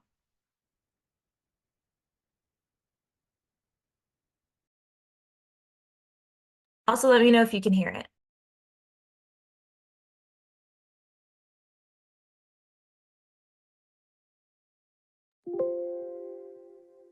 It's nice to meet you, Logan. My name is Beth. So I just want you to start by telling me a little bit why you're here.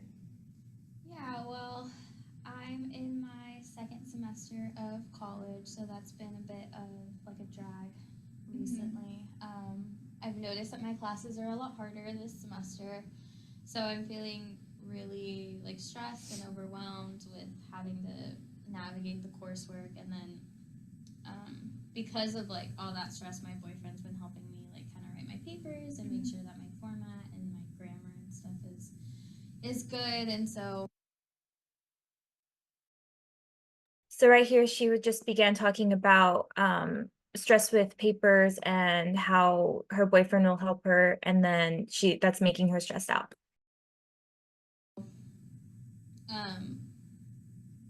although like I'm grateful for that, we do fight a lot, and it just seems like it's all the freaking time that we fight, that it's just really starting to make me very angry.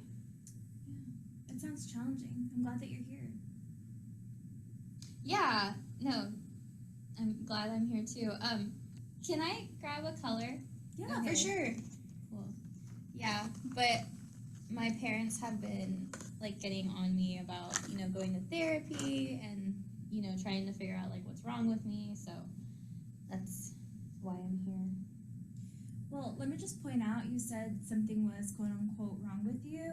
I wouldn't take the view that something is wrong with you. I just hear that you're in a difficult place and you're trying, as best as you can to help yourself. Yeah, no, thank you. Like, that's exactly what I think.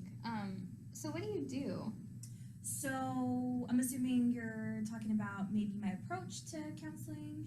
So my approach to therapy is called internal family systems, but I just use IFS for short. Okay, yeah. Well, my boyfriend's a psych major. But what is IFS? Okay, well, IFS is going to be a bit different. So in my experience, the best introduction is direct experience. I can show you. You can't just tell me? Sure, I can. This approach to therapy says that we all have lots of different parts. So, for example, I'm different here at work than I am at home, right? So when I play with my kids, or then I am running a road race with my friends, like those are two different parts of me, right? They're not all the same. So these parts are like different aspects of my personality, and I have lots more too. So do you know what I mean? Yeah, I guess. Okay, so maybe it would help if I tell you what I've heard about your parts, because in this way we're all the same, right? We all have parts. So, for example, you spoke about a part who feels overwhelmed as you communicated and stressed out about school, and a part who's fighting with your boyfriend and generally seems angry all the time. As well, you mentioned having a part who disagrees with your parents and something is wrong with you. And clearly, you have a part who is willing to come to therapy even though you disagree with your parents. Is that right? Yeah, definitely. Okay.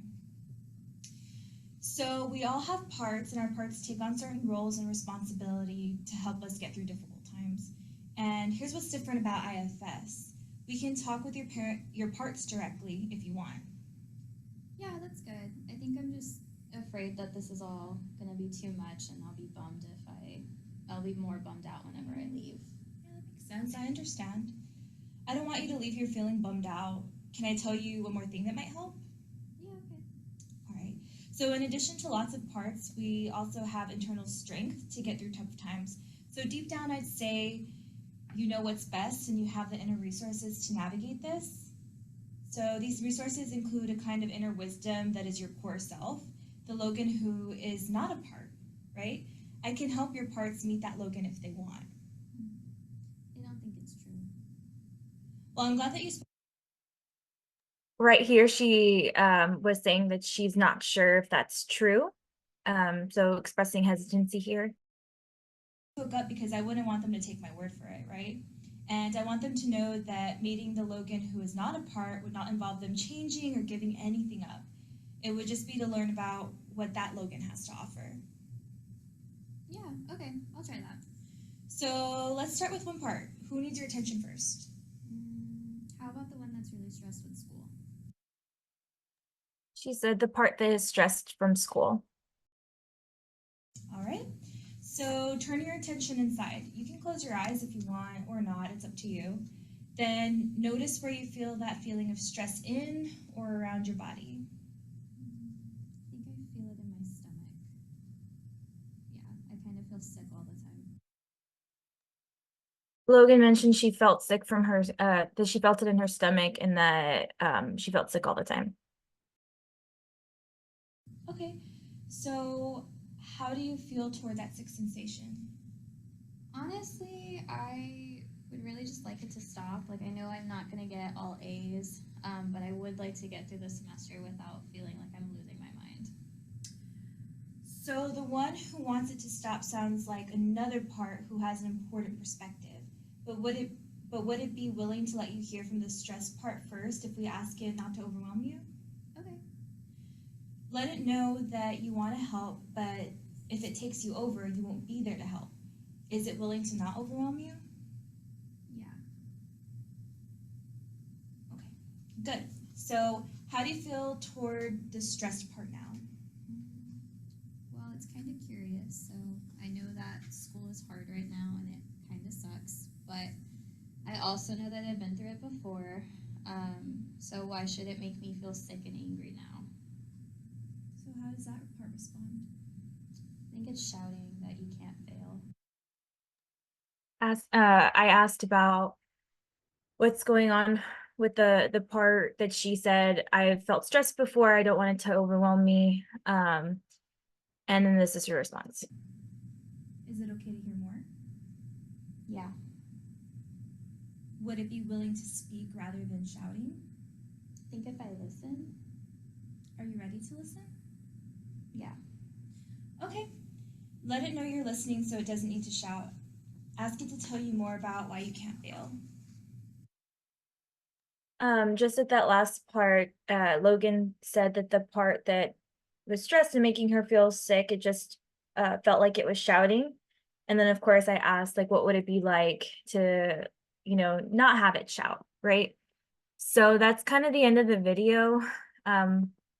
Super short. Just wanted to give a brief introduction. I'm going to stop sharing really quick, and I'm going to pull up the PowerPoint for the questions. No, I need to share it. I can't just switch my screen. So,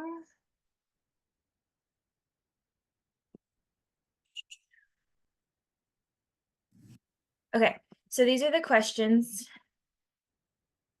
So Logan wanted to first address the part that she called stress. Those were her words. And just like Joe told us, we want to use their language, and identified it was making her sick.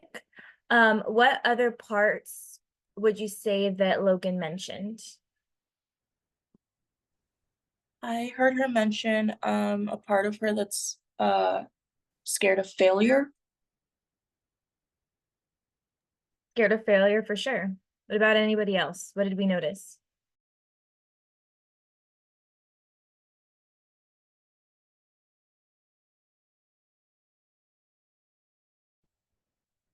I noticed that she's in a relationship. Yep, that's the good part. I noticed there was like a hesitancy to her at some like there's a part that hesitates in her, like maybe not fully committing to something. So maybe a scientific part like needs the evidence first. Yeah. And so y'all are identifying parts of even non-verbally what's going on, and just again things that she has communicated. And so of course we want to use the client's own words. And I'm also kind of wondering, and this is just a reflection point, you can, again, I want y'all to answer this first question, but also another reflection point is, what do we do when we're kind of noticing these different parts and maybe they haven't outright said it? So for example, Nora said hesitancy. Like might we bring that up? Well, I think for her, like in the beginning of the video, you as the therapist, asked her if she wanted to meet like her other parts, and she was like, I don't think I don't think that's true. I don't think I can. So I guess you could follow up with, tell me more about that. Like where do you think that's coming from? Yeah, for sure. So pointing that out, like you said, you're not sure, like tell me more about it. Let's go deeper.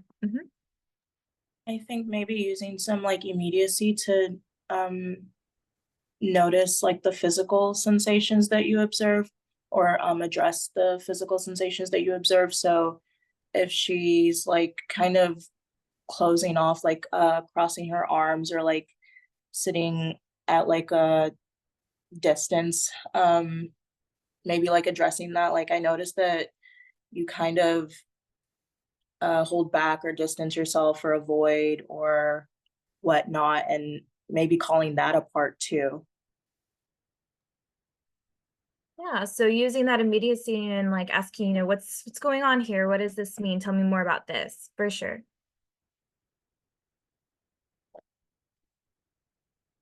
Does anyone else have any other parts that they notice that are different from what was mentioned?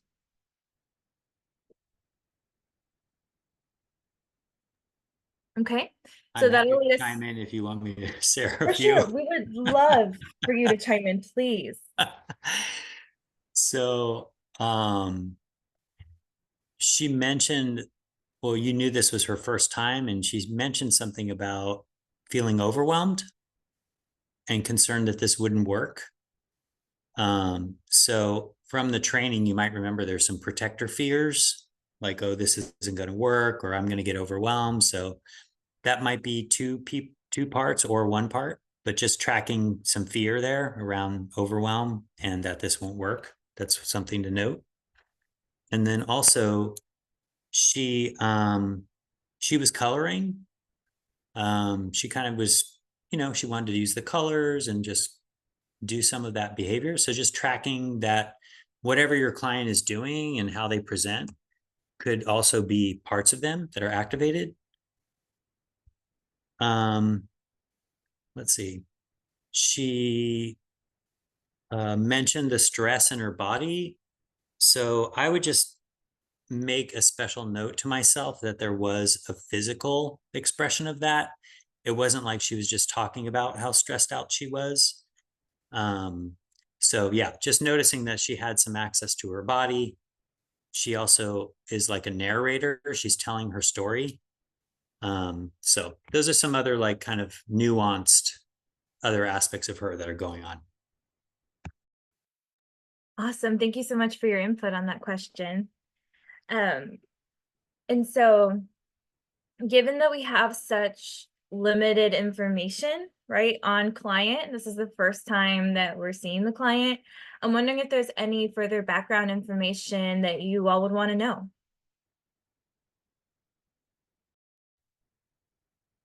Yeah, she mentioned something about her family wanting to find out if like anything was wrong with her by going to counseling. So I guess just like her relationship with her family, and I guess why exactly they want her to seek counseling, why they think something might be wrong.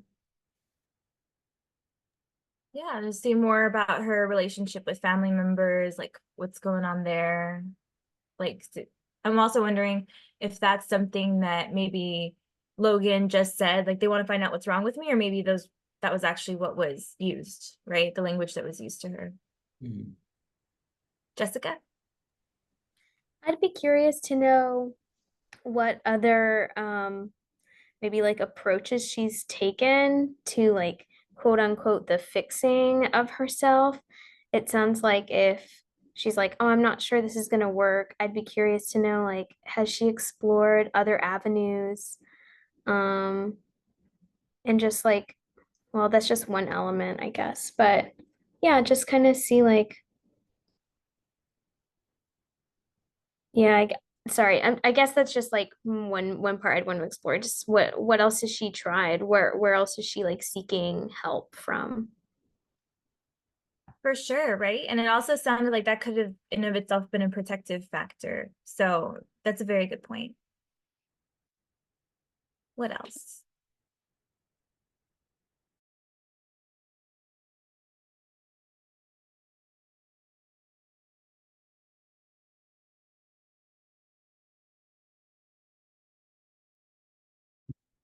I think I'd want to know, like the protective factor with her boyfriend, that she gets angry with him when he tries to help her write her papers, and kind of like where that reaction is coming from and like what makes her response anger, towards that.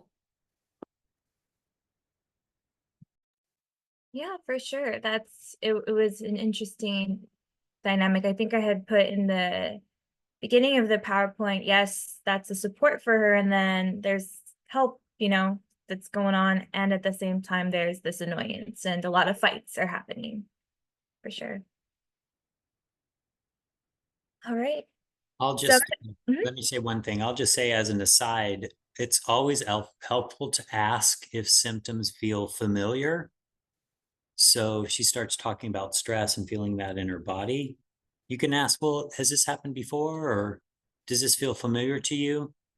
So understanding if this is a pattern and something that's been with her for a while, and also with relationship to her boyfriend, I think she mentioned that she fights all the time. You could ask her about past relationships, if that's a dynamic that is a pattern for her in relationships, to be feel like argumentative, or can you tell me more about other relationships, because that might also indicate just how she relates to other people in intimate or connection or relationships where she's trying to be more vulnerable and open. So that's it. Sorry, just had to chime in. No, it's very much encouraged. Thank you so much. And I did want to point out that towards the end of the video where it was getting really choppy and hard to hear, like even more so, she did mention like, I have been stressed before, and that this was more of an abnormal, like alluding to more of an abnormal response, and that this was what was happening. So although she didn't say anything specific to where she was stressed before, she did mention that, yes, I have experienced this emotion previously. So that was interesting, to go more into that would be pretty important. So now moving on to, actually, Jessica did put something else in the chat. So exploring how her cultural background informs her worldview. Absolutely. We want to know that about our clients for sure. It's something that's very important. So the third question, so how would IFS be helpful in this case based on the information learned in the training today? We're already kind of going through that. And I think Joe actually touched on this just a little bit in question 1. So I'm wondering what other techniques that you've learned from the training today that you'd want to use?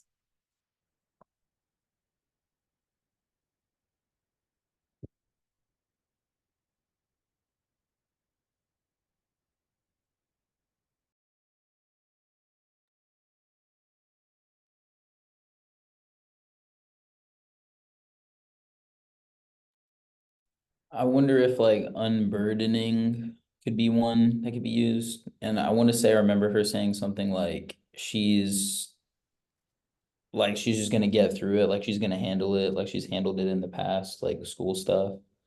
So I mean, she has that part of her that she believes is capable, and so it's kind of like removing that burden of like the stress and like feeling sick, because there's that other part of her that she knows that she's gonna get through it, she's gonna get it done, the school stuff. I was gonna add maybe exploring some like polarized parts and seeing I guess seeing like, you know, with maybe like for lack of her terms, maybe the perfectionist part of her versus like the self-critical part versus the part that wanted to like color and be childlike, and seeing those kind of how they're combating each other, and maybe exploring that a little bit more. Yeah, for sure. And you said something interesting about like, you know, those different parts, like the childlike part, maybe this other part that you mentioned. I'm noticing like this is also somebody who's probably going through phase of life stuff too, right? So a 19-year-old who's navigating college, and that this is when the stress is manifesting. So that kind of is what brought to mind when you mentioned that, Nora. So thank you. Anybody else? Yes, I would also like to explore, I guess the reactive parts, such as the firefighters, and which ways she has in the past coped with her stress, and with, you know, with whether they were in a healthy way or in a negative way.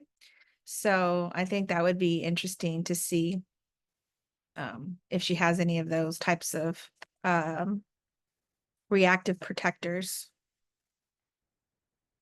Yeah, thank you, Trisha. I do want to read out Tosin's suggestion in the chat. She said that, you know, she does a lot of narrative therapy, so I'd like to integrate narrative in IFS, so taking an integrated approach. I'm wondering if it would be possible to do some externalization with some of the parts that might promote problem-saturated narratives. Wow, it's very interesting.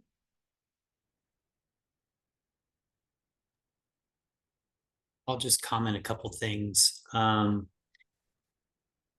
didn't really go into this much, but this idea of horizontal mapping, where you're just kind of getting the landscape of what's inside.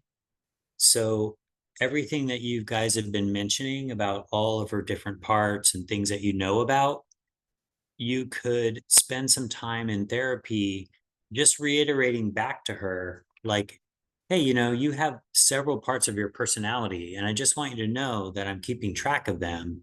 You know, the parts that are afraid this is too much, the parts that are perfectionistic, the energy in your stomach, the relationship with your family, kind of outline this like horizontal map for her.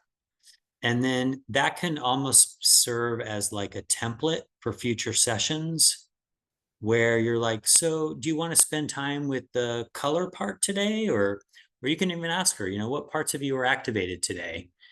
And anyways, you can start to collaborate on her inner system and the different parts of her that she's aware of. So a horizontal map can be really useful. And the empty room thing that we did before, and there was something else and I forgot. So sorry. Awesome. If it comes to mind, we would like for you, like if you could put it in the chat or something, so that our students can know to look that part up and do some research if they'd like to utilize that for their clients as well. All right. So like, let's go ahead and jump into the final question. And because, you know, our Tex-Chip program is all about integrated healthcare, I'm going to ask, how would we utilize integrated healthcare in this case, and who would we want to consult?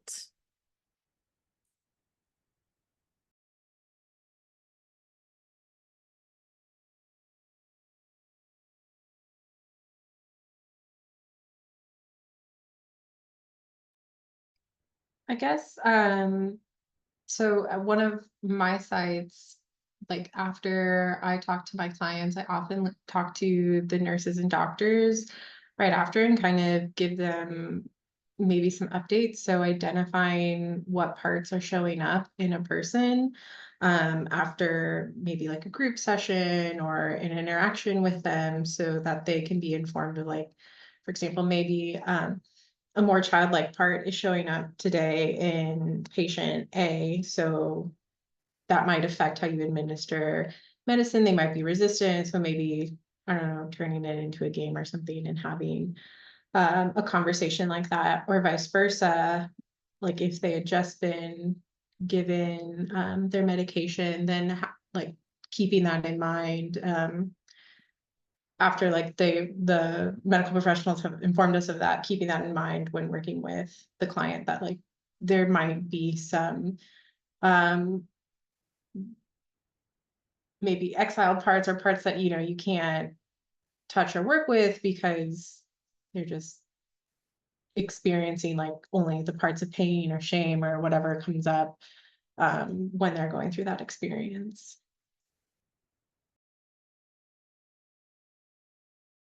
Yeah, thank you, Nora. We appreciate your insight.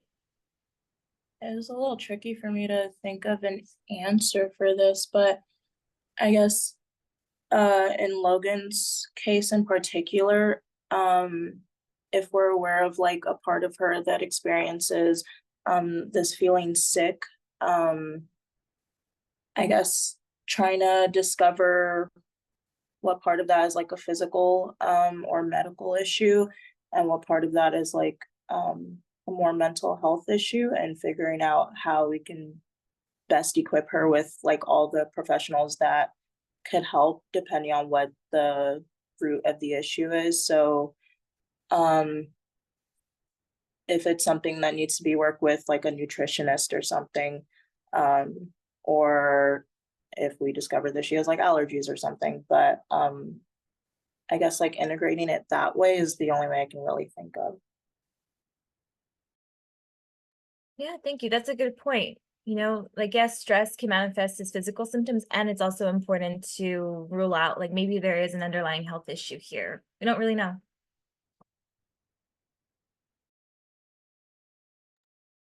I would say too, she expressed some interest in like coloring. So you just might investigate ways she can be creative to manage and deal with her stress. You could talk to her about that and also maybe investigate it on your own, this idea of creative outlets.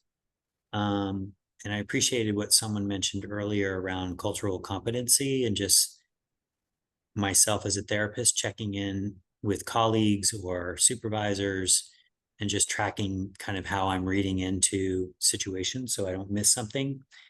Yeah, I think that's it.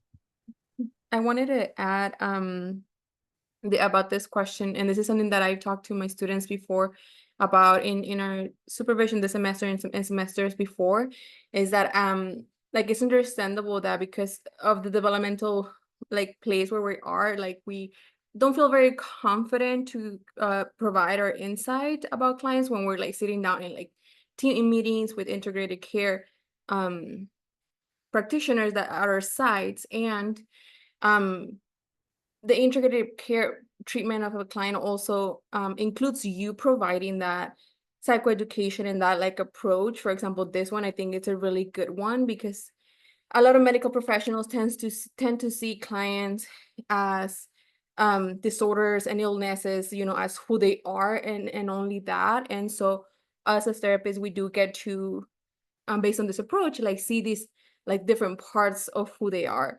And so sometimes in these meetings, this can be something that you all can share if you do end up using this approach, as to like, these are the other parts that I've seen in this client. These are the other parts of who she is, who they are, who he is.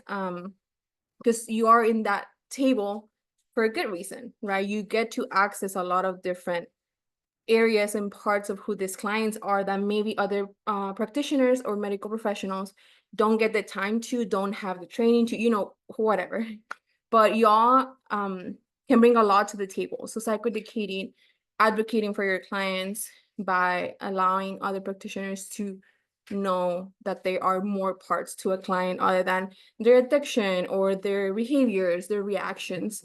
Especially I've heard it a lot with like sites that work with adolescents, right? When they're like quote unquote misbehaving or reacting, right? Like advocating for your client, helping practitioners understand those parts of your clients, where it's coming from, and what's the reason behind it, you know. All of those things are also part of utilizing integrated care, and your insight has a lot of value. Like always remember that you're there for a reason.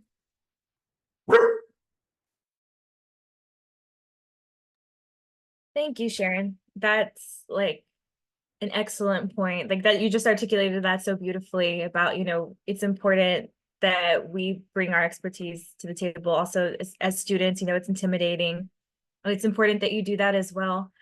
And something else that I had recorded a little video before this, and it was going to be supplemental to this one. If, for example, maybe you're switching to IFS with the client, in that video, there was a good point because it came from the book. The book makes a good point, and you can look this up once you pick it up. That with these parts, I think the concern for one of the clients was, you know, this part doesn't want to be changed, like it wants to be heard, right? Like if you're used to working with families, maybe somebody is identified as like quote unquote the problem. And it's like, no, I'm not trying to change this part. It's trying to recognize and identify what it's trying to tell you and to validate it, right? So it's there for a purpose. It's there for a reason. And so I can't show that due to time, but I just wanted to point that out because I forgot that if it was this video or the other video, and it was the other 2-minute video. But yeah, that was something else that was super interesting to me, learning about the approach. So now that we're kind of wrapping things up and, you know, we have 8 minutes, I'm wondering if there are anything, like if there's any other questions that y'all have or any other things that you'd like to add to this case before we go.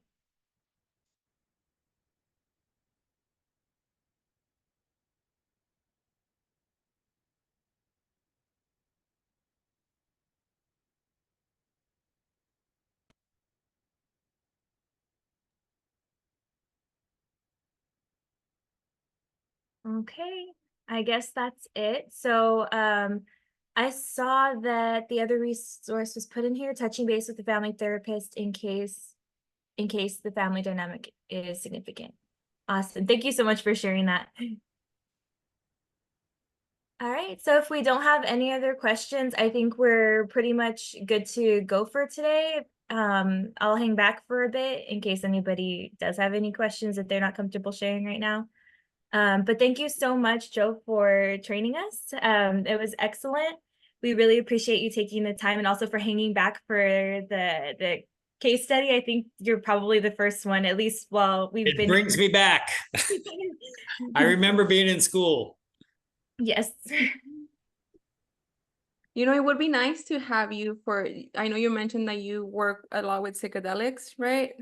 Might be something that we can advocate with Tex-Chip to see if that's something that we can bring to our students. We want to bring like topics that they don't get exposed to, this being one of them. But yeah, it would be really nice. You did a great job. Yeah. You know, Dr. Bruce, who was a part of the panel,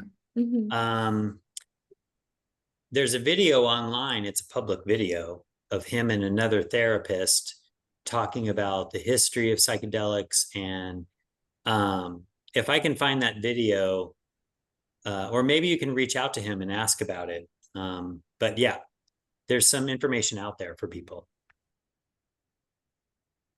Okay. Thank you. Trevor, were you going to say something? Yeah, so Joe, I have a question for you. So if you're based out of Austin, is the only like psychedelic assisted therapy that you're practicing, is that just with ketamine then? So I'm not a guide and I'm not a practitioner that like dispenses medicine, or I don't work with people while they're actively in a like I don't do that therapy personally. So I do more of the integration piece. Gotcha. Or the set and setting piece. And so how I found my way with that is I have an online public course for psychedelic integration. And most guides and therapists have a limited level of support for prep and the therapy itself, and then some integration afterwards. But yeah, ketamine is legal in a ton of places. That's probably the currently above board, mostly used medicine. I don't know if you guys are aware of the clinical trials with MAPS. I think I mentioned it in the presentation that the phase 3 trial was confirmed, but the review board had some issues with it. So there could be a delay in that actually coming out, which is a big bummer. But psilocybin and MDMA are kind of next on the docket, I think, to make their way into more mainstream. But there are a lot of programs happening kind of underground at the moment and have been for a while. I don't specifically know people that are running those medicine journeys above ground, so I can't really speak to it too much. But I totally lost track of your question. Hopefully I answered it somewhere in there. Yeah, you did. Yeah, you're good. Sorry. Okay, so well, thank you so much again. I do want to just really quick, tomorrow I'm having a supervision session on Sundays as always. In case anyone is needing a makeup hour, y'all can show up because I believe that's the last one, right, Pat? You're not having any next week?